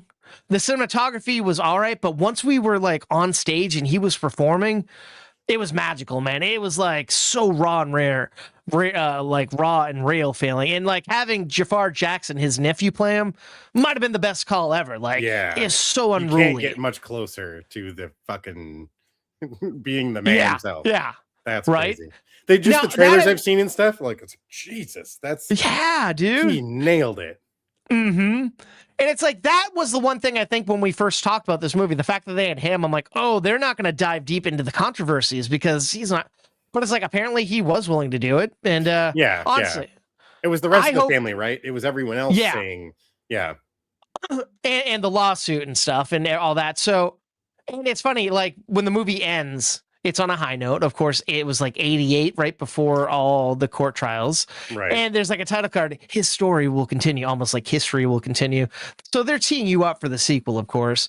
And it's like, I'm intrigued to see where it goes. I hope they dive deeper. I hope we get some controversy. They did. I like they did show like the pigment changing. Like they show him like, he's like, I got to wear this certain type of glove or else my hands from what I'm doing and they'll become kind of white. And so it's like they set some stuff in motion, which I liked. And they really cemented the whole like him loving Peter Pan and Neverland throughout being a child. We didn't get to see him build the ranch, but I'm intrigued to see where they're going. But judging off this one movie compared to the 5 last, like let's say like the last couple of biopics of musicians, this one might be the strongest. I really had a good time watching it. It was fun. Nice. It was insightful. It was safe. But it gave fans what they wanted because you could either give fans a movie they want or you can give people who don't like Michael Jackson what they want. And that's not going to be a movie that's going to be as riveting and make all the money in the world. So I get why they did what they did. Especially if the plan is to then follow up with exactly that. Mm-hmm. Yes, Here's the movie for the fans that only want to see this part. Here's the movie for the fans that want to look at this part. Mm-hmm. Maybe that's the angle, but something tells me based on how the production went for the first one, there's no way they're going to make a sequel go that deep into that stuff. Yeah, and there's already like there were rumors that Antoine this movie is like one of the biggest grossing movies this year. So, I mean, but yeah, you never know. But there was rumors that Antoine Fuqua dropped out of the movie. He didn't want to deal with the producers so much that he would direct from a van, supposedly. And like I said, they had to pay him more than they paid him to do the movie, to do the reshoots. But the producer is the person who made the Freddie Mercury biopic, which did similar things. So it's like he has a formula. He knows how to appease the estates. He knows how to make a movie. And rumor is he was essentially the shadow director, and it looks like he could come in to direct the next one. They're already saying like, well, with Antoine's vast amount of work that he has in front of him, we don't know if we can schedule it with him. And it's like, all right, at least they're playing it cool. He's doing the press for it. So cool. Yeah. Side note, I know, sorry, this is a long review. It's just one of those movies. You did send me a trailer for something that you were kind of intrigued by, which I could have reviewed, but I didn't on this. RZA's latest movie, A Spoon of Chocolate. I just saw it last weekend, and that co-stars Michael Jackson's daughter, Paris Jackson. And there's like, she's kind of hot. I'll give her that, but it's weird. It's like, if you look at her, it's like, she does look like Michael, like a female. It's crazy how, and it's like, yeah. It's like, so you're telling me Michael is like this like friendly, childless virgin, but he has all these kids. I don't know, movie. Come on. Yeah, it's definitely not that kind of movie. Yeah. But that movie was interesting. We can talk about it at some point later, but not what I wanted, but it was good. But I'm going to end this because it's gone on too long. Sorry. I'm going to give Michael 2.5 slices of toast. 2.5 slices. All right. Yeah. And if it went a little deeper into the controversies, I probably would have given it maybe a little more, but I can't fully hold that against it because they did all they could. Yeah. For sure. But my big issue is I went to watch a movie on Stars the other day because I pay for the Stars app because like it's like $20. I'm like, all right, for a year, fuck it. They're like, they had a trailer for Michael and they're like, streaming on Stars this summer, Michael. And I'm like, what the fuck are you doing? You're telling people not to go to the movie. What the fuck? Come on. Well, let's be honest. The people who are on the verge of, if it's going to come out in streaming soon, I just won't see it in theaters now, are not going to be the people that are going to see it in theaters anyways. Yeah. You know, I will say, I was happy I didn't have any people dancing in my theater. It was literally a packed house. I haven't heard I saw of this. Oh, dude, it's people are dressing up like Michael in the fucking glove and the red jacket. There's videos all over the internet. Yeah, and they're going in front of the stage dancing while he's dancing or in the aisles, and it's like, dude, I get you're happy, that's cool, but I want to watch a movie. This isn't the place, yeah. But I'll say I saw this, I want to say the Thursday it opened at like 4:00, and it was a packed house. Like, so this it's nice to see people going to the theater for that. 4:00 on a Thursday. Yeah. Right? What are people up to? I'm like, I don't know. I mean, I was there, so I can't comment. Seeing Michael. Well, I know what your work schedule's like, so that makes sense. Yeah. So Yeah. But I'm just happy to see people are going out there. All right. But it's just interesting. Like, I think someone even also like, they're like, you don't like Michael Jackson, you're a racist. I'm like, how am I a racist? Because I don't like. No, that's fuck you. You don't have to be into pop music. Like, yeah. It's like, not, it's a very, you know, I like some Michael Jackson songs. I don't like all of his catalog. Yeah. You know, and I'm not gonna lie, leaving this movie, I was like, maybe I should listen to some. It's enjoyable. He's got some fucking bangers. He's got 100%. And that's cool. Like we see like him coming up with some of these songs, and like one of the main scenes is like him filming the Thriller video, and like that's cool. Nice. And like and it's cool because like he's like, oh, my short film. Like he treats them as short films, not as and the list of fucking directors that he had. They only dive into Thriller, which of course was Landis, but the directors that did Michael Jackson video, like he went after the directors, and it's like who played John Landis in the, or did it was just like you see him by like a crane, and like they talk to him, and it's like behind. So I was intrigued to see that I was hoping. I'm like, that would have been kind of cool. But like there's an AD, like I'll go talk to John, and then like you see from behind, we'll give that a shot. And it's like, fuck you, I want to see who's Landis. Yeah, that would have been awesome. Yeah, but I'm gonna let you take this next review, and I'm gonna jump in with you because I also watched it. But this is your main review, so I'm intrigued to hear your setup. All right. I got a little Netflix film starring a big Hollywood lady we are a fan of on the show. I'm gonna be talking about Apex. What's special, Sasha? I already know about you. Danger makes you feel alive. Perfection's the only option. But this is completely different. You think you can handle it?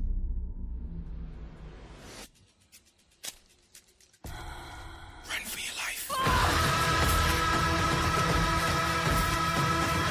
We're playing a game. Is that what you think we're doing? You guessed right. Run for your life. Let's do it. You think I've got a problem? You're a sick Run for your life. Run for your life.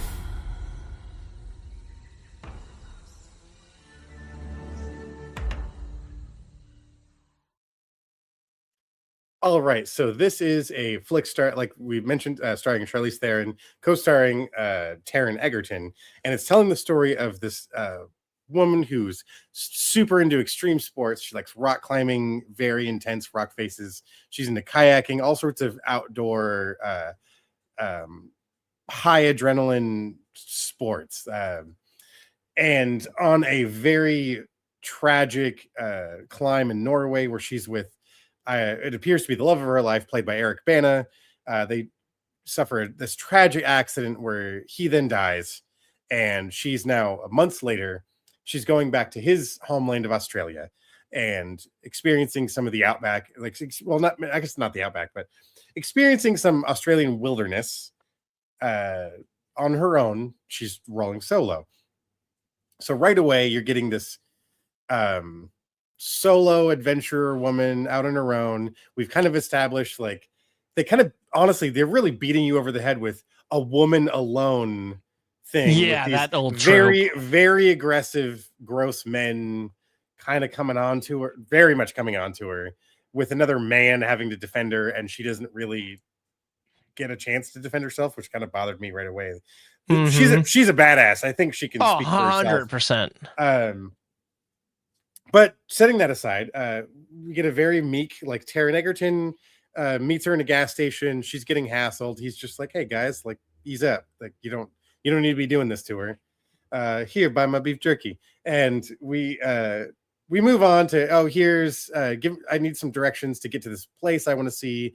Oh, do you want the easy way or the hard way? Oh, then I'll show you the cool way to get there. And she's out adventuring on her own. She's going solo doing this. Obviously, we're in this slow burn sort of situation. Now, before we go further, I want to establish, I actually didn't watch the trailer for this going into it. Oh, okay. I read a little synopsis, and I'm like, oh, that sounds interesting. I'll just jump right into it. It's like, I have a guess where this will go. Obviously, there's going to be baddies that are going to chase her through this wilderness area. After hearing the trailer you just played, that honestly might have turned me off had I seen that first. Oh, interesting. Because I think that's telling way too much information. Even if you can guess it, it makes it sound super predictable. Which, yeah, I'm gonna say right now, the movie was super predictable. Sure. Is it obvious that the creepy hunters that are very grossly hitting on her aren't the big bads, but it's going to be the quiet second build actor who walks in very nice and says nice things to her is going to be the big bad? Sure. Even when you get that, I'm like, all right, then how is this going to unfold, right?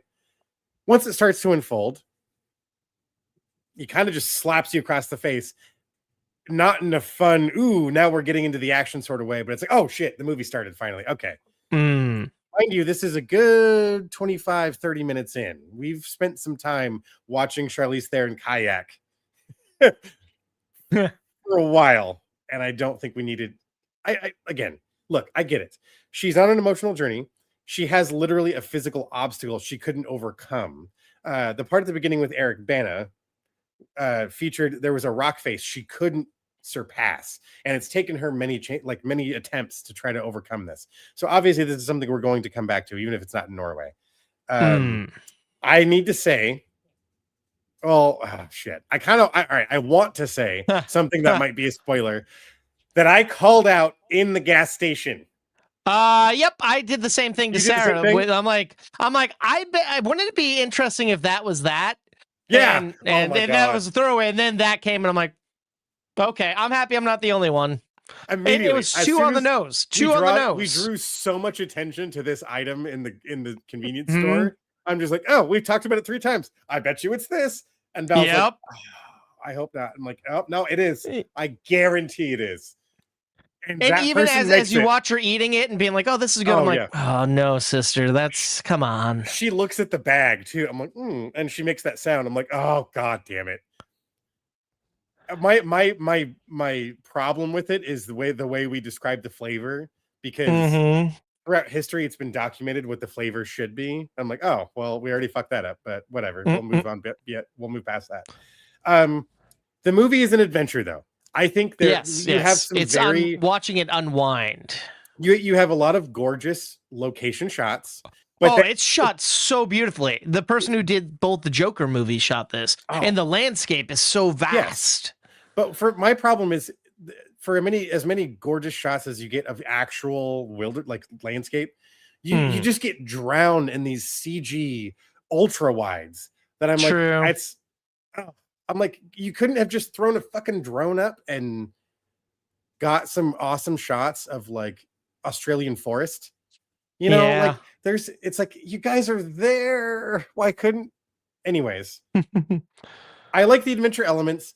the story itself, I'm sorry, just did not drive forward hard enough. And for a woman who's so fucking hardcore, especially an actress who's so badass as Charlize Theron, I'm always going to be like, I will never doubt her badassery presence on a screen. I was so frustrated with, here she is at the apex of her ability, and all of a sudden all of those skills get yanked away. Here they are all back again. Now they're taken away again. And that was the issue with this movie. They're like, he was playing with her. It was cat and mouse, of course, but there were so many chances for him to just kill her. And it's like, well, why is she still alive? For me, and for me, it's the other way around. For me, it's the other way around. There's so many chances she could have beat the shit out of him. She could have killed him too. Sure. She is physically more imposing human being to me than Taron Egerton is in real life. And I'm like, that's the person I'd be afraid to get in a fight with. And yet she's just getting owned by this guy. And I'm like, yes, stop it. And she did all of her own stunts, all this extreme shit. She did. And we've seen what she did in Atomic Blonde, what she did in Fury Road. Like, we know the caliber. She had some awesome stunts in Old Guard too. Obviously, the character of Furiosa is my favorite, I think, role of hers. And I felt like Taron Egerton was like trying to be like fucking McAvoy in Split, like, oh, I'm this one guy, but then I'm this hulking, especially fucking with crazy the techno music speaker playing, and it got old. And the leaving too many advantages for her to which it wasn't even advantage. It's like she should have dominated him, even though she was out of her element. Like, it was honestly never established whether or not she's even been here before. She might have. Just because she was looking for a route to this place doesn't mean... An amount of distance she got away from it at some points, and then he was already ahead of her, and it's like, how? That's physically impossible. She's clearly a much better climber. The fact that she went up that crevasse and down, and he somehow went up and down faster than she did. Like, there's so many elements and scenes that I just felt cheated as an audience member. Like, I invested so much faith into your main character, and you keep ripping that out from under me. And it's not shocking. It's not like, oh, it's like, now she's letting me down when I don't want her to let me down. True, you know? True. If anything, I wanted the hunters to come back and try to help, and they get killed. Exactly. You know? Spoiler, folks. They never come back. We see them once after the gas station. But yeah, that's when they should have been like, yeah, we're the good guys. We're here to help. I expected that the whole movie. Or, at least but they should have been working with them. Bags. Yeah, like, it's one of those, something. Even the lady at the gas station, I don't care. I almost wanted a Texas Chainsaw style. Oh, everyone in this, once she went into the preserve, is like everyone that lives in here kind of fucked up kind of thing. And even our camp counselor, our camp kind of ranger is like, guy. People go in and they don't even come back, and you're going in solo. It's like, oh, okay. And he wasn't talking down to her. He was just like, no, people should just go in pairs. That's it. Like, it doesn't matter that you're a woman. Doesn't matter if it's a man. No one person should solo this forest. People disappear all the time. I get that. And I like that sort of foreboding element they tried to add to it. But that was quickly washed away by everything else that you injected into the film. Again, there was some gorgeous shots. You got to see her do some really cool physical stunts, but it just wasn't enough to carry the movie for me. And it's only an hour and 35 minutes, but it's like, it could have been more effective. Exactly. I think it should have been time better spent. I still think it's a movie worth watching, though. I think it's something worth seeing once. I love the two main stars and the little bit of Eric Bana that we get.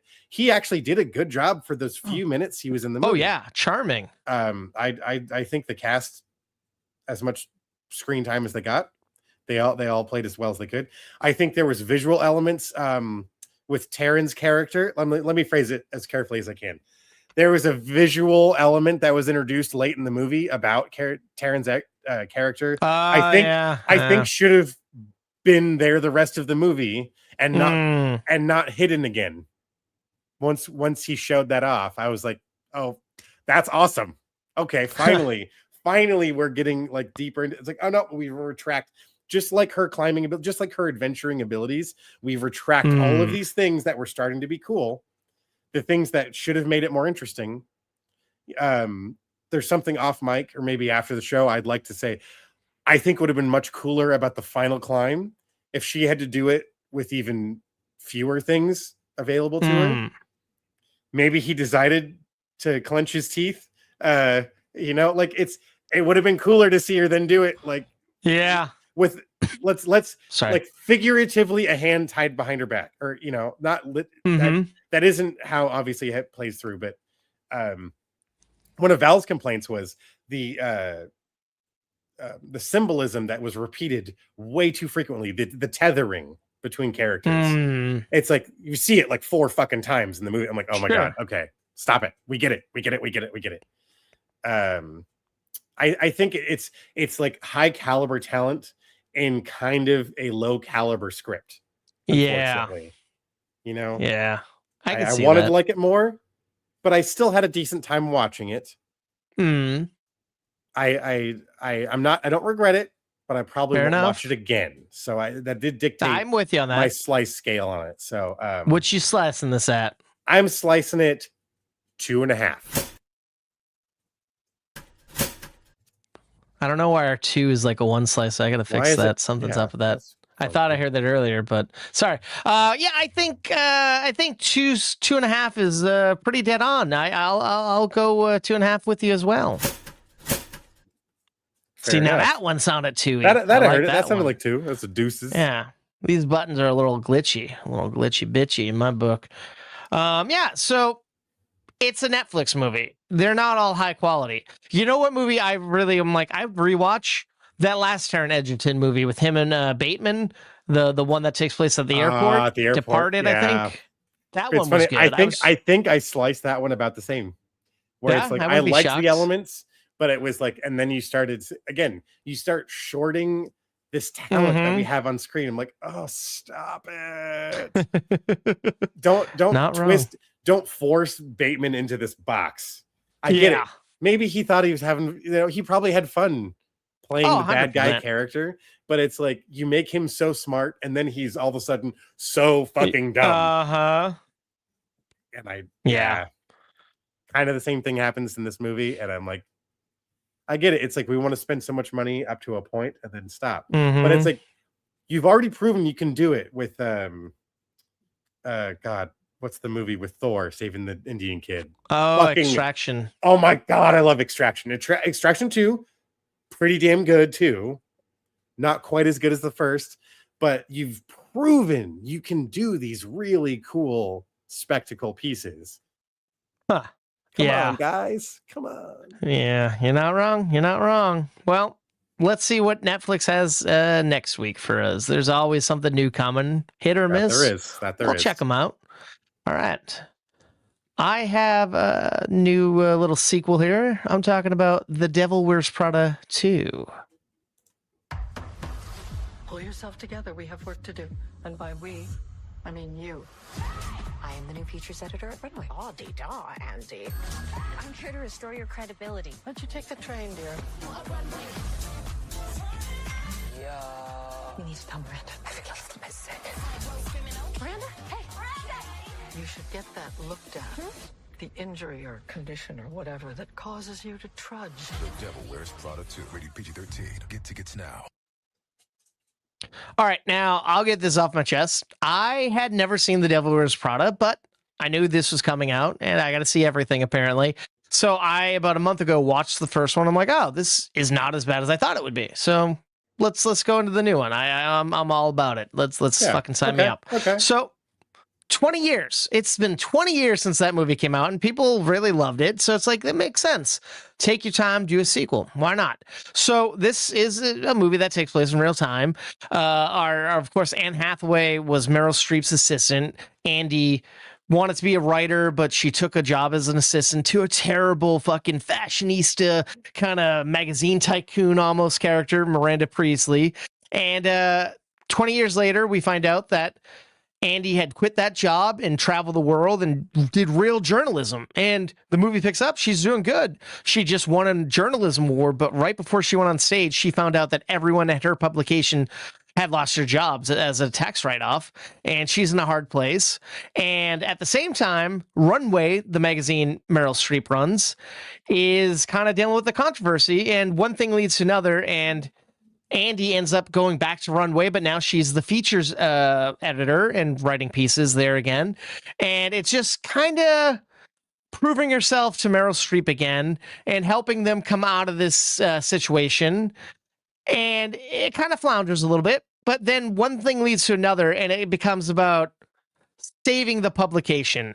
The management, something terrible happens, and Miranda expects something to happen for her, but then there's a monkey wrench, and they got to pretend like that monkey wrench doesn't happen as Fashion Weeks happen, and they're throwing this big runway show in Milan or Rome, wherever the fuck, Italy.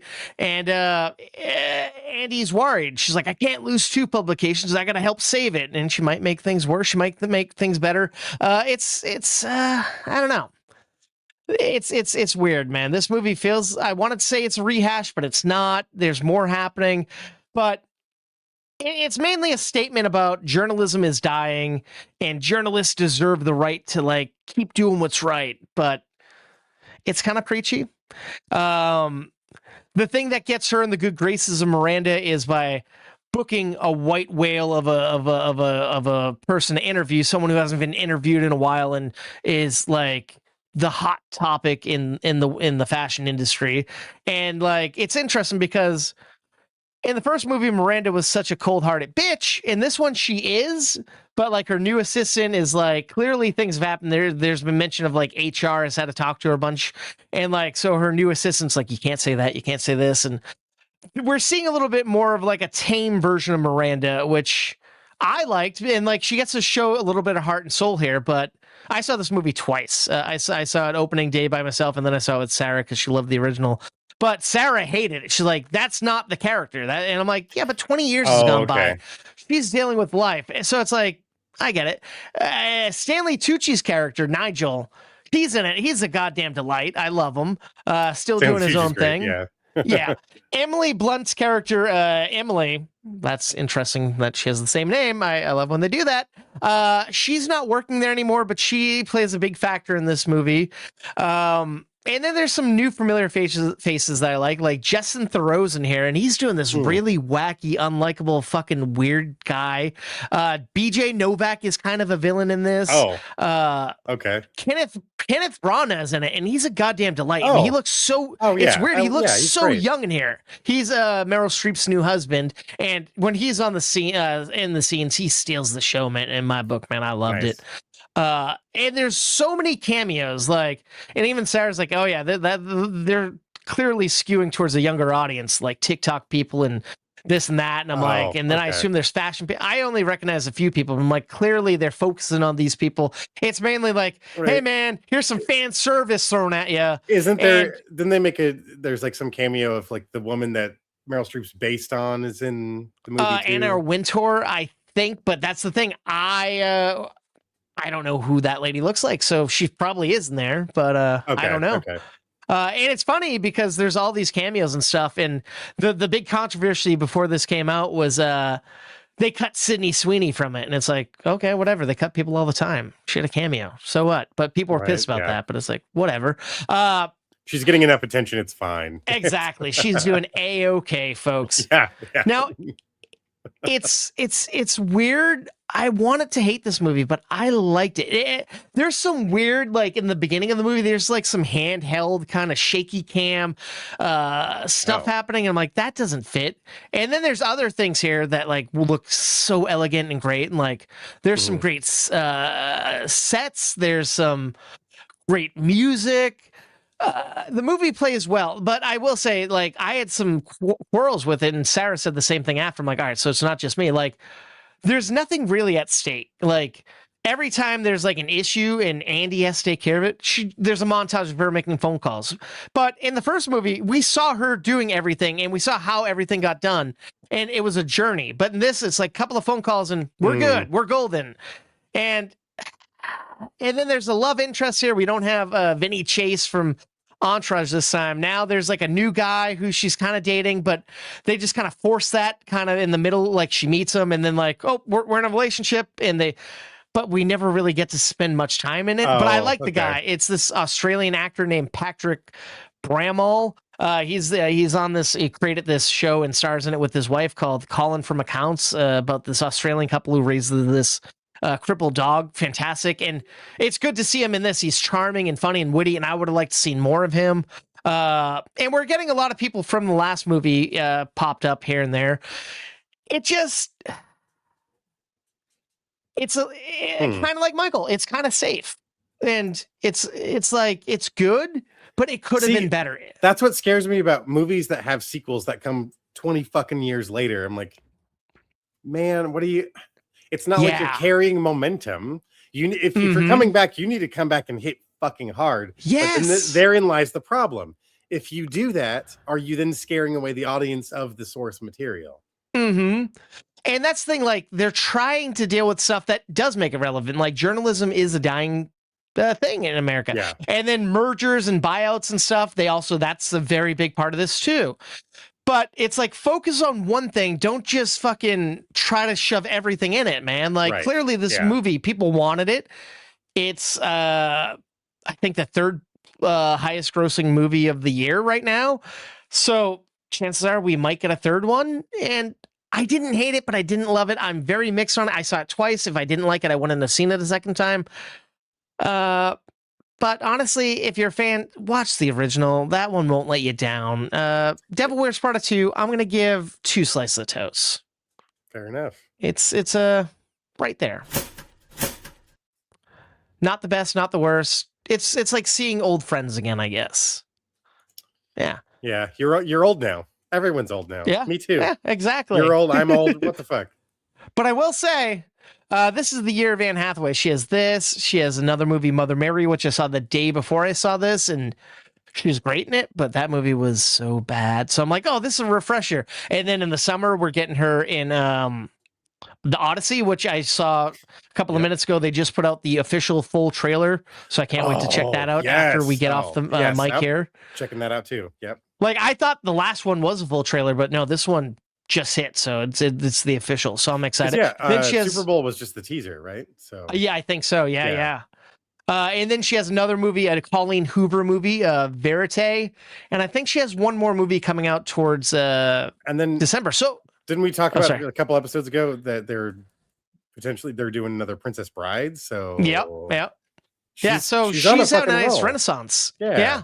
Deservedly so. It. She's talented. She deserves getting all these parts.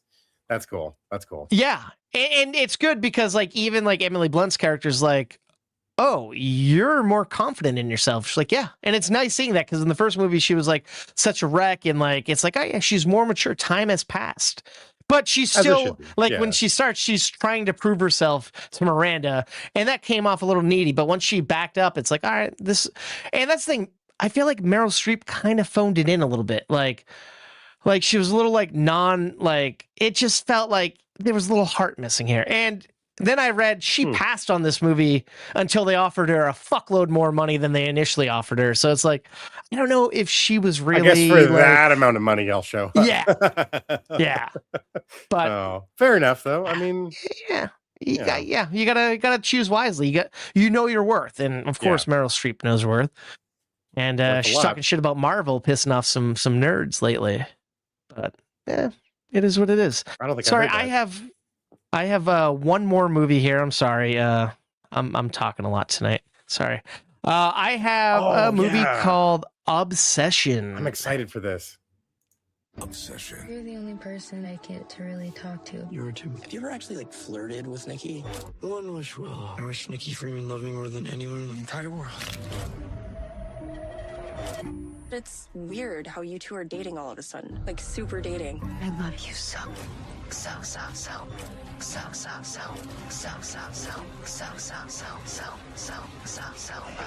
she okay? No. Obsession. Rated R. Only theaters May 15th with special engagement in Dolby. All right, so I saw this movie, I want to say back in March, and like I've been sitting on it because now it's coming out in like 2 or 3 weeks, so I figured now's the time to talk about it. Like I said, this is directed by a YouTuber. Like, that's the thing, we're getting a lot of horror movies from YouTubers lately, and I'm kind of happy about that. Like, they're doing good work, and this movie, man, blew all, like, I saw the trailer. I'm like, oh, that looks good. But I was like, this movie's really fucking good, dude. Like, all right, so the premise is there's this guy, he's kind of a nerd. He's a little bit friend zoned by a coworker that he really likes. And one day she's into like crystals and stuff, and she breaks her crystal or loses it, and he's like, I'm gonna go buy her one. And he's at this shop, and like he sees this thing, it's like called a One Wish Willow or something like that, and like they're like, oh yeah, you can make any wish you want and it will come true. And he gets it, and he's gonna give it to her, but then he doesn't give it to her after like this whole like kind of outing they had. He drops her off at home. They had this kind of will they won't they moment where she's like, do you like me? And it's like, oh shit. And he's like, no, haha. And like, she's like, okay. And then she's about to go in her house. And then like, he makes a wish that she would love him more than anyone's ever loved anyone. And he hits it. And then immediately like shit gets crazy. Like she becomes obsessed. She can't live without him. She is like obsessed is like putting it very mildly. Like, right. Like wholly consuming of her life. Oh, yeah. Like he is her life, and like she'll go to the ends of the earth and do some fucking crazy shit if she thinks anything's happening. And it just, I'm trying not to, because I could spoil stuff. Like it just takes these crazy, intensely. Can I say something before you get too much further? Yeah, I feel like what you've said so far, when I saw the trailer for this movie, captured very fucking well exactly what you're saying. It got me as excited as what you just said got me excited, but it didn't give me too much of like when it really cracks off. Like I can tell there's so much more that's gonna happen, and you've already got me back there. I'm like, I want to see this. I hope you see this at some point, and then we can talk spoilers. Like I can't because it comes out May 15th, and we're only May 5th. 4th, but there were scenes where, 4th for you, 5th for but there's scenes where I almost like cringe. Like it takes a lot for me to cringe. Like some scenes I wanted to look away from the screen. Like that's how and it looks so visually pleasing. Like the sets are so good. The cinematography is gorgeous. It has this eerie like score to it.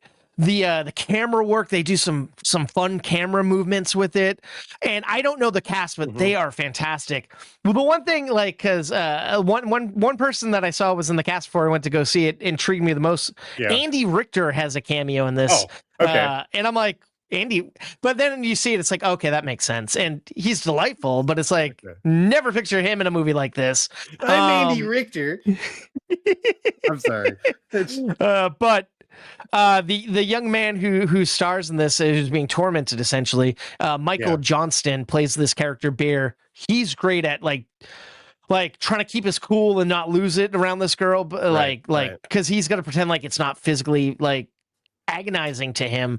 But this young woman, like her name is Indy Narvet, I believe. I'm probably saying it wrong, but she plays Nikki, the love interest. Fucking phenomenal, dude. Like I've only seen her in one other thing, which I watched kind of a week or two before I saw this Dave Bautista movie Trap House, and she was great in that. Yeah. She in this, like, it's like almost like she's possessed. There's moments where like she looks like she's in physical pain. Like it looks like she's possessed and like physically pushing herself, like the character and the actress pushing to just these limits. And what this director, I think he wrote it too, what he got was just pure carnage and chaos. And I can't wait to see more. And I didn't want to say anything when we're talking about it, but I'm all on board with this guy wants to do with the Texas Chainsaw Massacre. If it's even half as good as this, I think we're in for something special. Damn. Yeah. Okay. That's even more good news for that. Oh shit. That's cool. Yeah, dude. That's fucking cool. Okay. Like, and I think he's a young guy, dude. Fucking yeah. I want to say he's like in his 20s. I'm like, and this is his first feature, but being a YouTuber, it's like I commend him, man. Like I wasn't sure. Oh, sorry. No, sorry. I was gonna say I was on Instagram a couple months ago when they first started dropping the teasers, and they dropped the account for Obsession, and it was just in my feed, and I was just like, shit, yes. I'm here for it. I started sending it out to people of just like, yeah, this looks awesome. What do you think? And you just hear, I was only hearing positive things coming back. It's like, ooh, creepy. Yeah, I want to see that. I'm like, this is exactly the type of thing. I think this premiered at South by Southwest and there was buzz about it. And I'm like, oh, that's cool. But everyone's always like, you're at like a big festival and like, it's like, all right, sure. You can always say there's buzz. Yeah. But that's, I'll say I was at a festival too. Like I saw it at this festival in Boston. Like it's funny. I go to the bathroom before a movie and I try holding it, but I couldn't hold it. I had to go pee. And I went in the middle of the movie. I don't know who was doing the marketing at this thing, but like, the entire bathroom was covered in sticky notes that was just quotes and things from the movie. So it's like, this is fucking, cool. It made the experience 10 times better. Like things that she would say to him that just gets under your skin. It's like, and it was everywhere in a matter of like an hour. I'm like, fuck, this is insane. I love it. By the way, all I could think of is this poor crew had to go in and stick sticky notes in the men's bathroom. As people are trying to pee and wash their hands. Piss splatter everywhere and you're just sticking all the... That's amazing. That's great. But it sold me, man. That's awesome, though. I love that. I love that sort of marketing. I love that sort of engrossing sort of experience. That's what a movie should feel like when you go see it. Yeah. That's awesome, man. Cool. But yeah, this movie took me by surprise. One of my favorites of this year so far. I'm not a giant horror guy. Okay. It's twisted. It's dark. It's fucked up. It's unrelentlessly just itself. It's original. Like the trailer, I'm like, it could be good, but man, I feel like it's a great movie. Right. I'm gonna give Obsession 3.5 slices of toast, man. Awesome. I loved it. Highly suggest 5:15. Go and check it out. Support like up and coming directors, folks. That's this guy gets it. Yeah. Ah, damn, that's cool. I'm very excited to see this. I would, like I said, as soon as I saw the trailer, I knew I was hyped to see it. Feels so much better hearing that you enjoyed it that much. So yeah, definitely on the must-see list. Like I've been wanting to talk about it for so long, but I'm like, I want to wait till it gets closer, and I don't want it to get buried as much. So right, oh, for sure. Yeah. Well, cool, dude. Yeah, that's badass. Gonna do it for our reviews this episode. Hopefully, you found something you may or may not want to see. We might have steered you in a direction, hopefully, or learned some news, or enjoyed a poll or two. At the very least. Yeah. Well, folks, the only way you're going to keep up to date on any of that stuff would be if you follow any of our socials. So please check out @movie_toast over on Facebook, X, TikTok, Instagram, Blue Sky Kick, YouTube, all of those wonderful things. But please search @movie_toast. You can stay up to date for all of our new reviews, upcoming events, and such.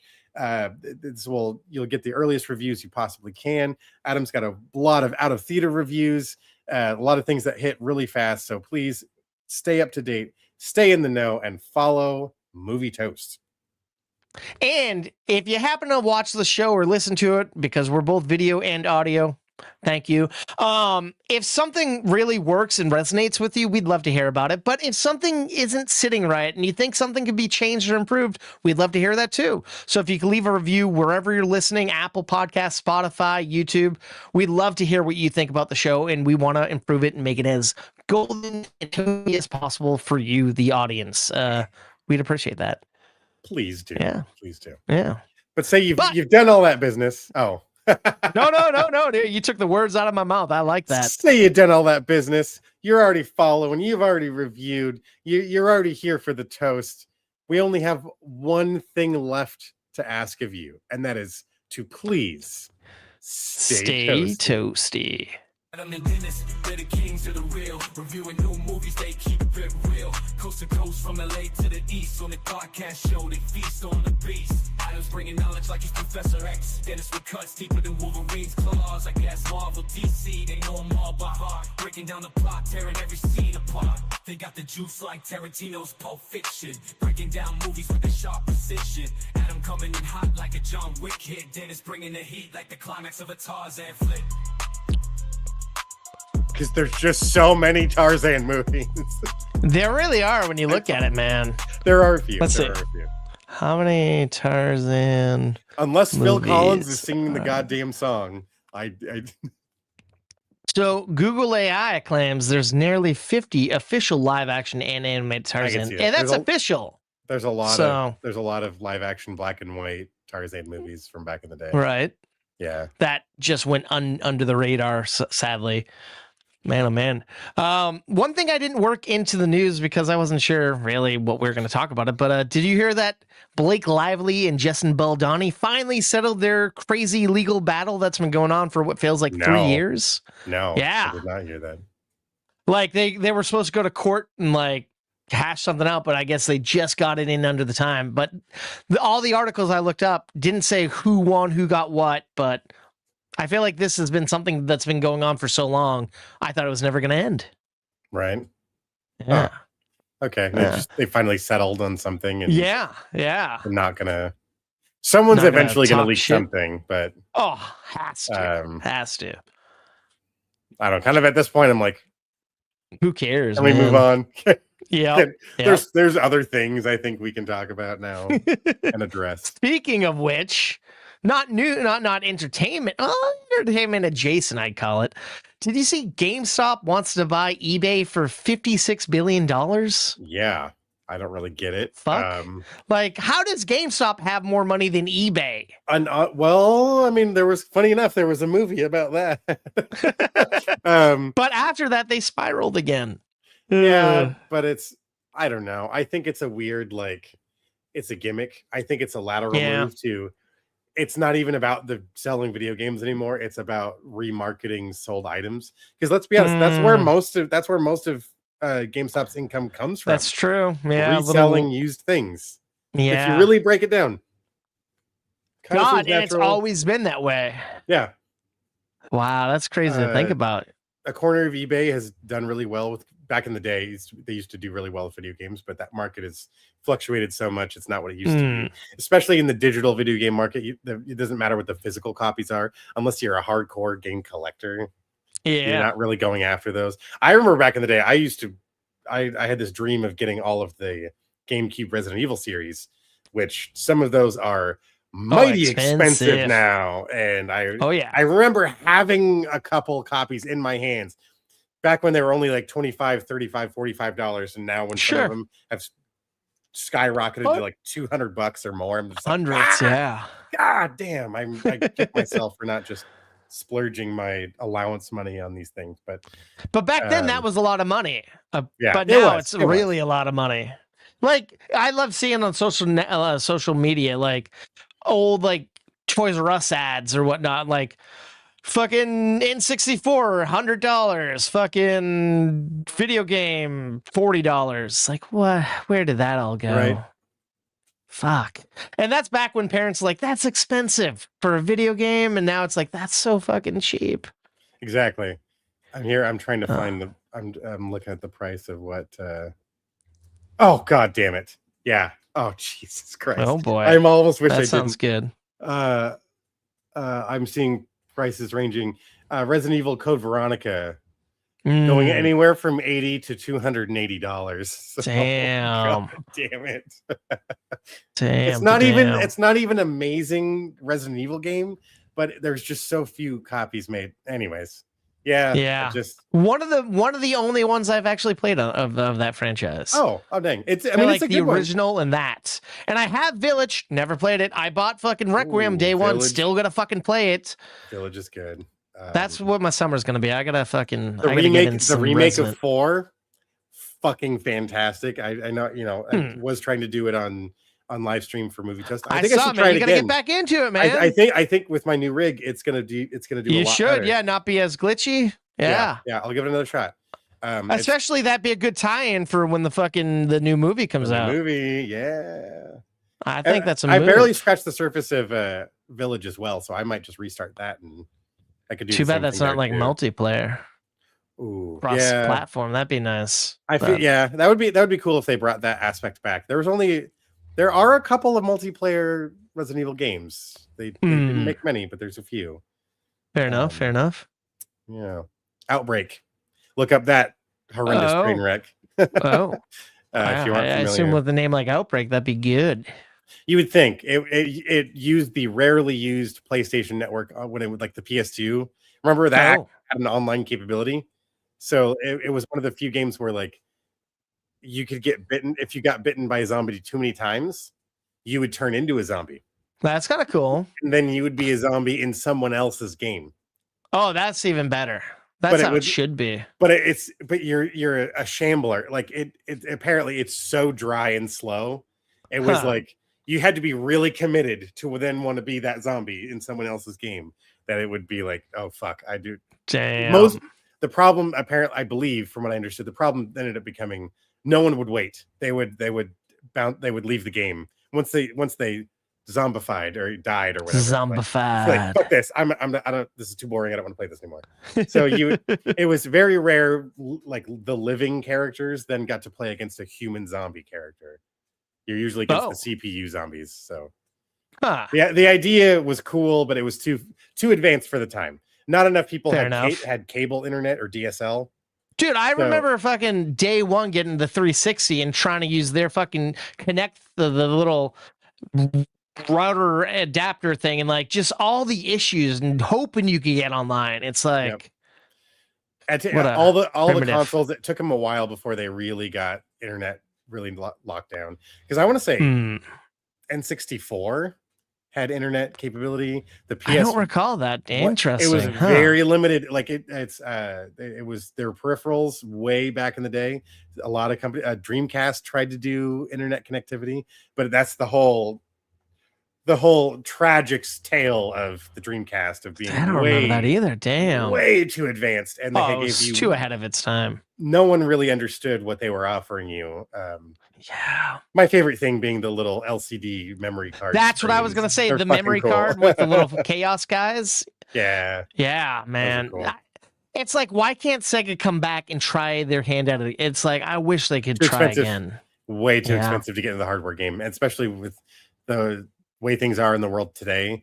The materials, the raw materials needed to make these things, dude. You just can't do it anymore. You just can't. Yeah. So. Let's see. It sounds like you're up on the boys. Where are you at? Yeah. 5 or I feel like they're 6. I don't know. Do we want to talk about? I just plowed my way through it before we got on here. Do you want to talk about it or wait until it ends in a couple of episodes? A new one didn't come out today, right? No. Last week's episode. I was behind on the whole season, so I just. Then we'll talk about it later on, or as a whole, or do you want to talk about where we're at now? Let's do it as a whole. That could be fun. Fair enough. So I think there's like 4 episodes. Season. Yeah. Oh yeah, that could be fun.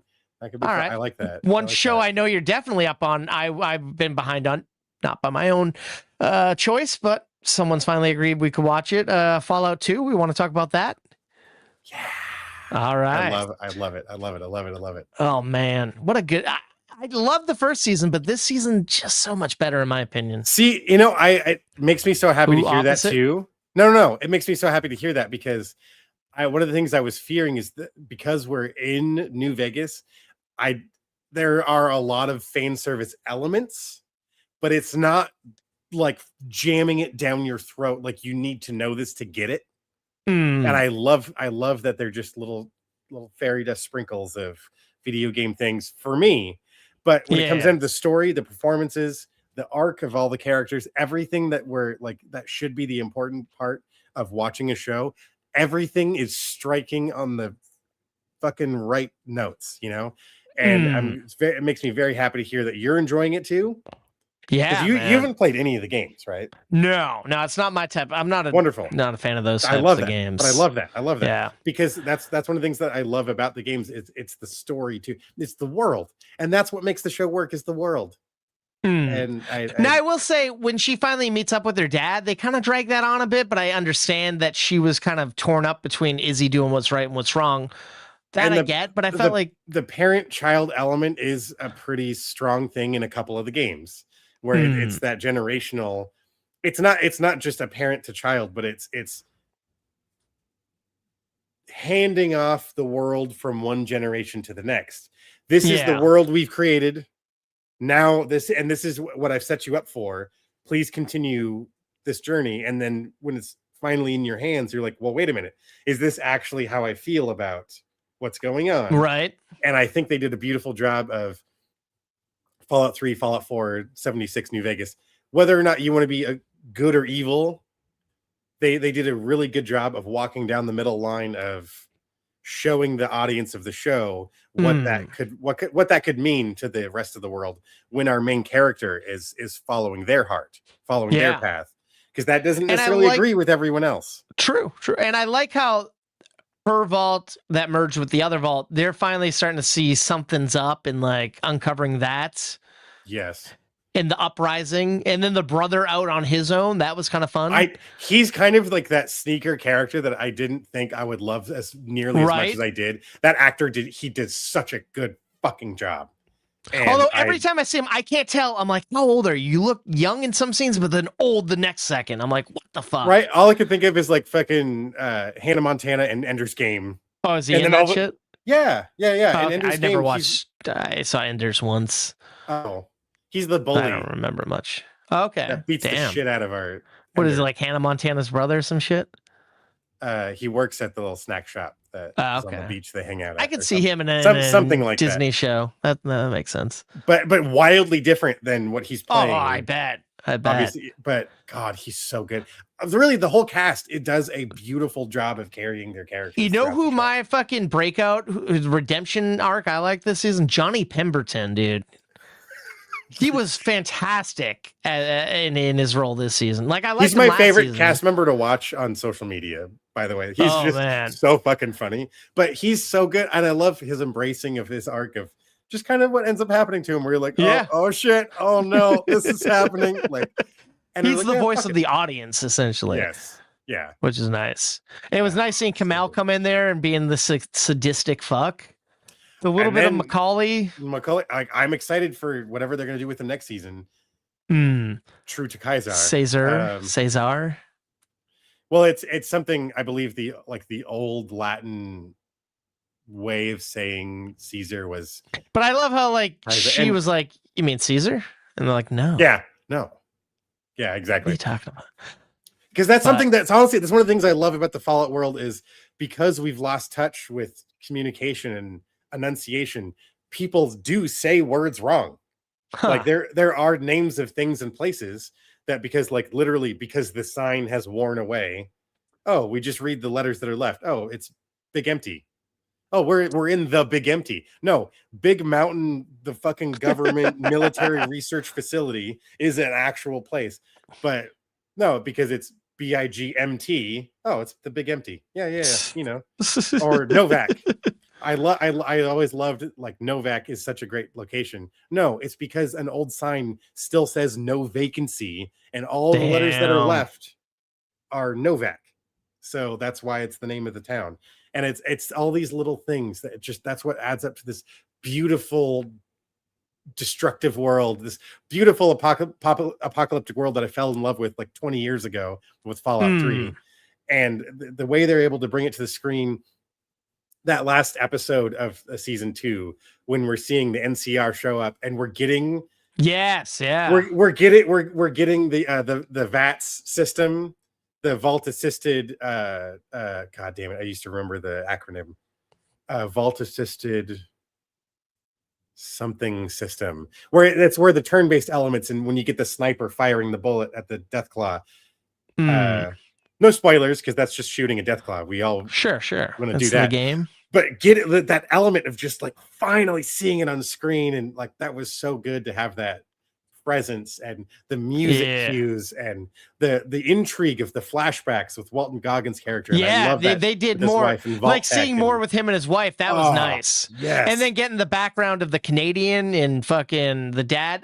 The de-aging I didn't really care for very much. I love her in the eye patch though. It's just so I don't know why now it's starting to become the sort of forgive me, but it's starting to become the sort of kind of sexy, dangerous element son of a bitch. Of just I kind of love her. But I like that they show her in the morning with it off and just seeing the flesh there. That was kind of cool. Yeah. And then our man Clancy Brown. Oh, dude. Yes. Did they de-age him? He looked a little off to me. I don't know. Maybe he's got it. Maybe I couldn't tell. Maybe no beard after Penguin. Fair enough. Maybe he's I'm on screen again. Maybe I should, but not like crazy. No, it wasn't uncanny. Enough, but just last night for my own benefit, Val threw on Starship Troopers, so it was funny to see there he is again. You know, that Right? man has lived through generations of incredible He's done it storytelling. all. That he is. But I don't know if anything will ever beat Mr. Krabs. Yeah, He's just so damn good as him. What did I just saw a funny clip of it was him and the guy that voices Winnie the Pooh reading each other's lines or something. No, it was a scene from a completely different thing. So it was I forget, it was something else we like, but it was so funny to hear them do those voices, Winnie the Pooh and Mr. Krabs. Oh, it was a scene from The Office, and they were doing Michael and Dwight, but with Winnie the Pooh and Mr. Krabs instead. The dentist, Clancy Brown was Michael. Okay. Would you like an M&M?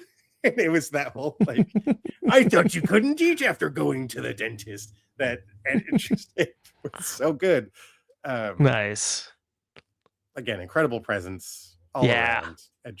But I don't know. I really dug it. Where do you think it's going to go with another season? Is there a game that you think it's going to follow, or do you think I think we're going to it should follow naturally more of the New Vegas. So season 2 kind of scratched the surface of New Vegas. Okay. They set up a lot of the depth because we haven't really had like the cons haven't really been a thing. The other old tribal families that resuscitated the casinos, we haven't even been like the casinos haven't been brought back into the picture. They're almost like mafia families, more or less, but a lot more violent. And then Mr. House kind of organized them back into trying to replicate what Vegas used to be. Then you go through the events of the game, which I think the show is alluding to. It's taking place well after. I mean, the timeline, the year tells you we're long past the events of the game New Vegas, so that's why it doesn't look quite the same. Fair enough. Though there's still things left behind. So similar it'd be cool to see residue. I want to see more blood bugs. I want to see more the creatures that are terrifying. There's the other factions that really need to take hold. The Enclave, I think, really needs to come back a lot harder, and we're going to see Tesla power armor and the things that were terrifying from that aspect. We haven't seen Caesar's Legion full strength go head to head with NCR yet. Like really, like I want to see big battle, big horrific. I don't know. We've seen some combat, but not like what we've alluded to happening in the past. And I think that's what they're kind of building up towards, because you can't have this master solution of world peace with this horrific invasive procedure without like the opposite.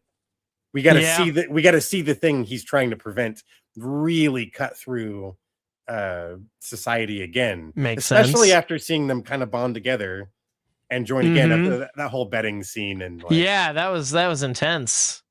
But it came in such a pivotal moment. Yeah, I loved it. I'm really, after what she did. Really glad to hear that. Yeah. And Ella Purnell, oh my God, she's fantastic.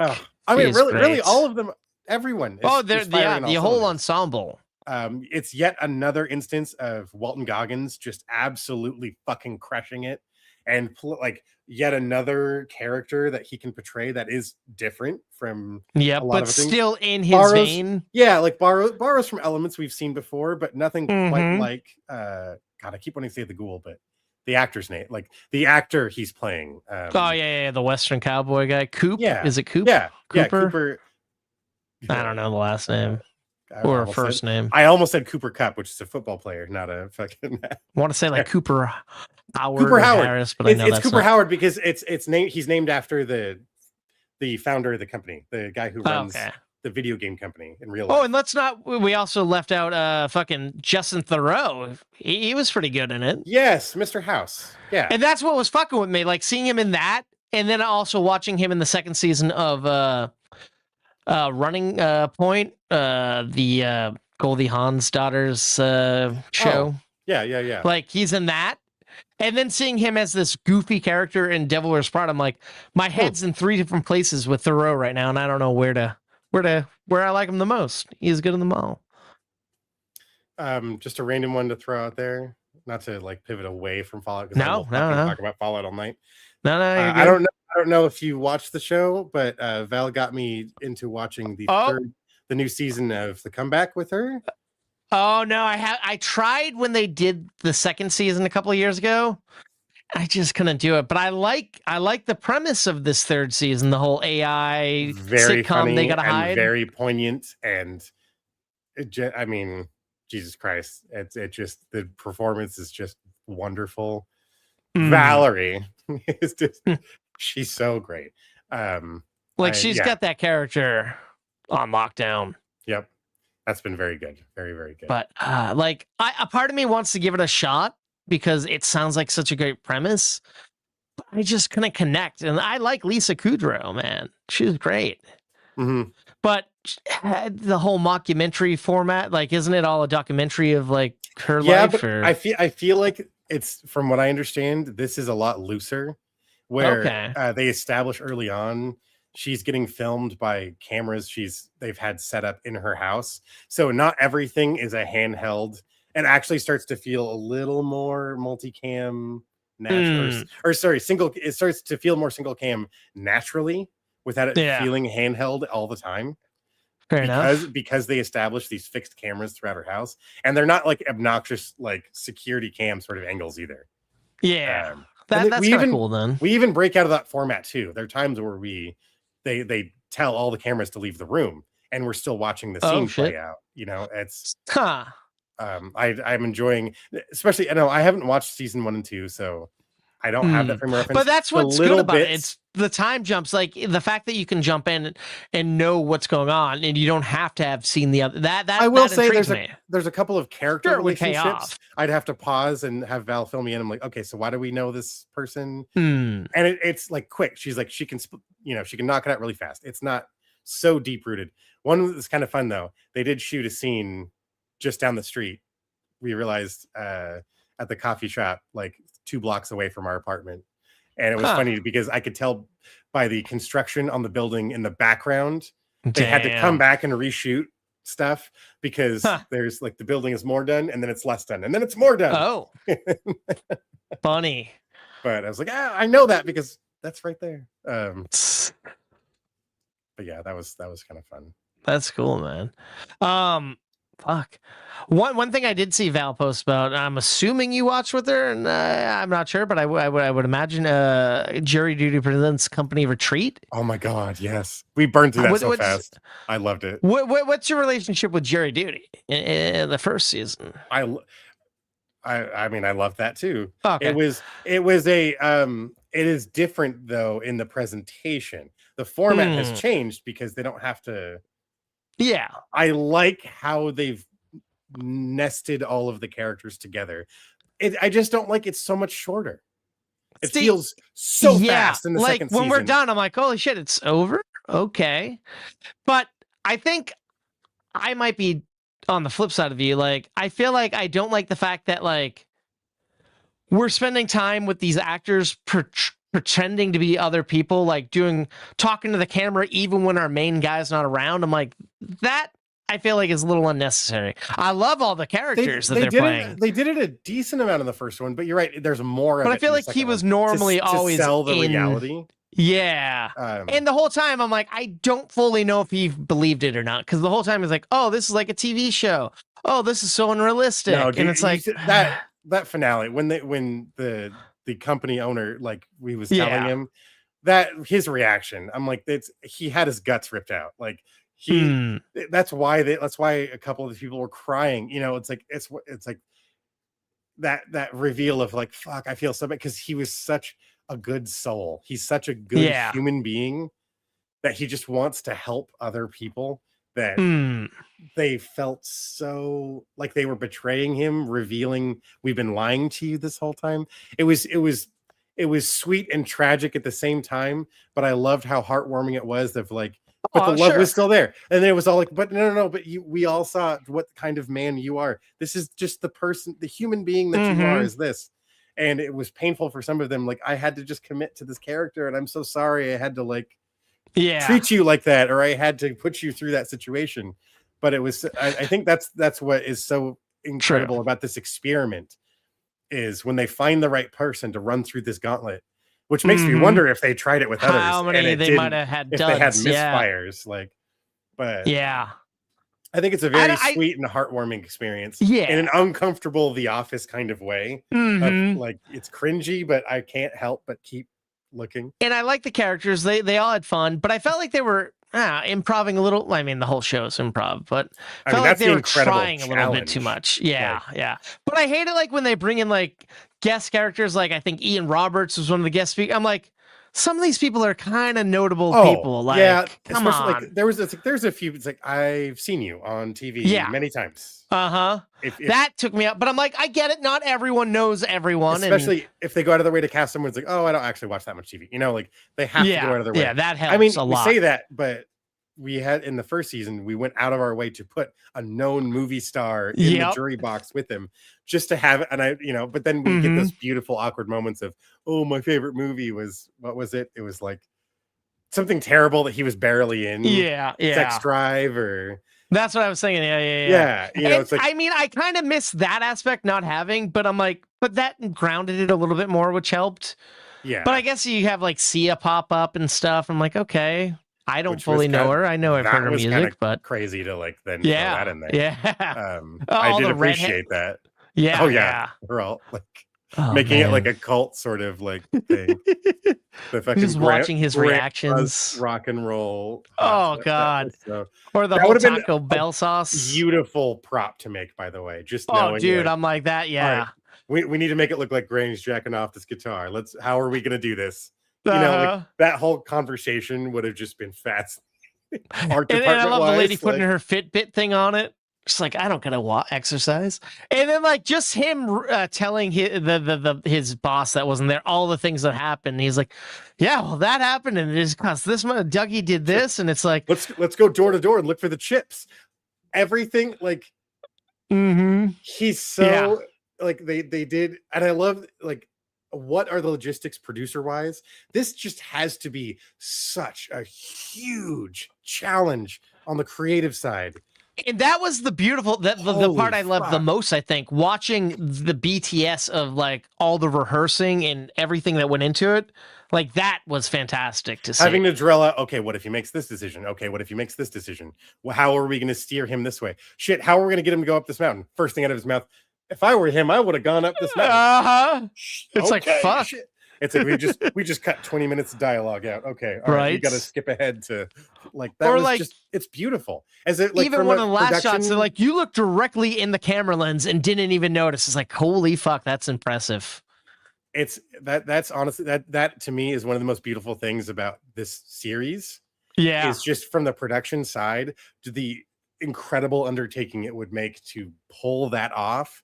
Is I don't think enough people understand or respect what that takes. Because I think so many people take for granted their television regardless, but to then create this environment that has a real person inside of it and to enclose them into that environment is incredible.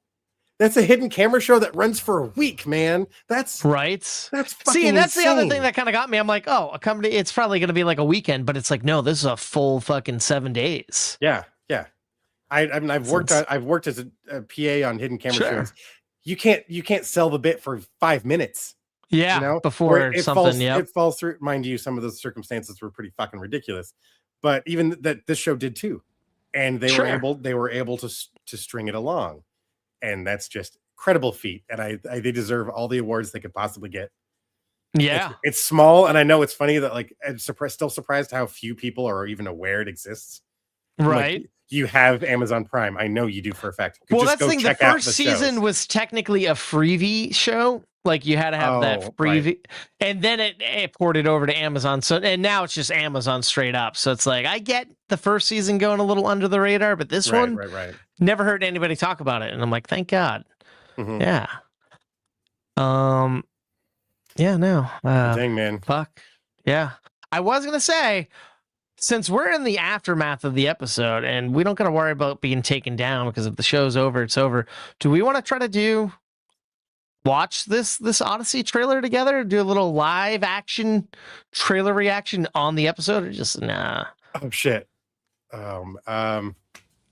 We can wrap it up. I know it's getting late. Yes, but I'm starting to run out of gas. It's 2:00. I gotta go to bed in 5 hours. I gotta go to work in 6 hours. So yeah. I love that, but may I propose? Can we maybe? Would it be too late if we tried to work that in the next episode, or what if we just met up and did just that? Let's just do a quick boom, one shot for the reaction together. I would be. We gotta meet up. Yeah, we do have to meet up. We gotta figure out that festival. Yeah, yeah. We gotta get that on lockdown. All right. Yeah, I like that. We'll talk off mic. We've wasted enough of everyone's time. This is the succinct, tidy, short episode we hoped for, right? I mean, compared to some episodes, you could say it. But when it's broken down into 6 segments or 6 little episodes, it's not that bad. Yeah.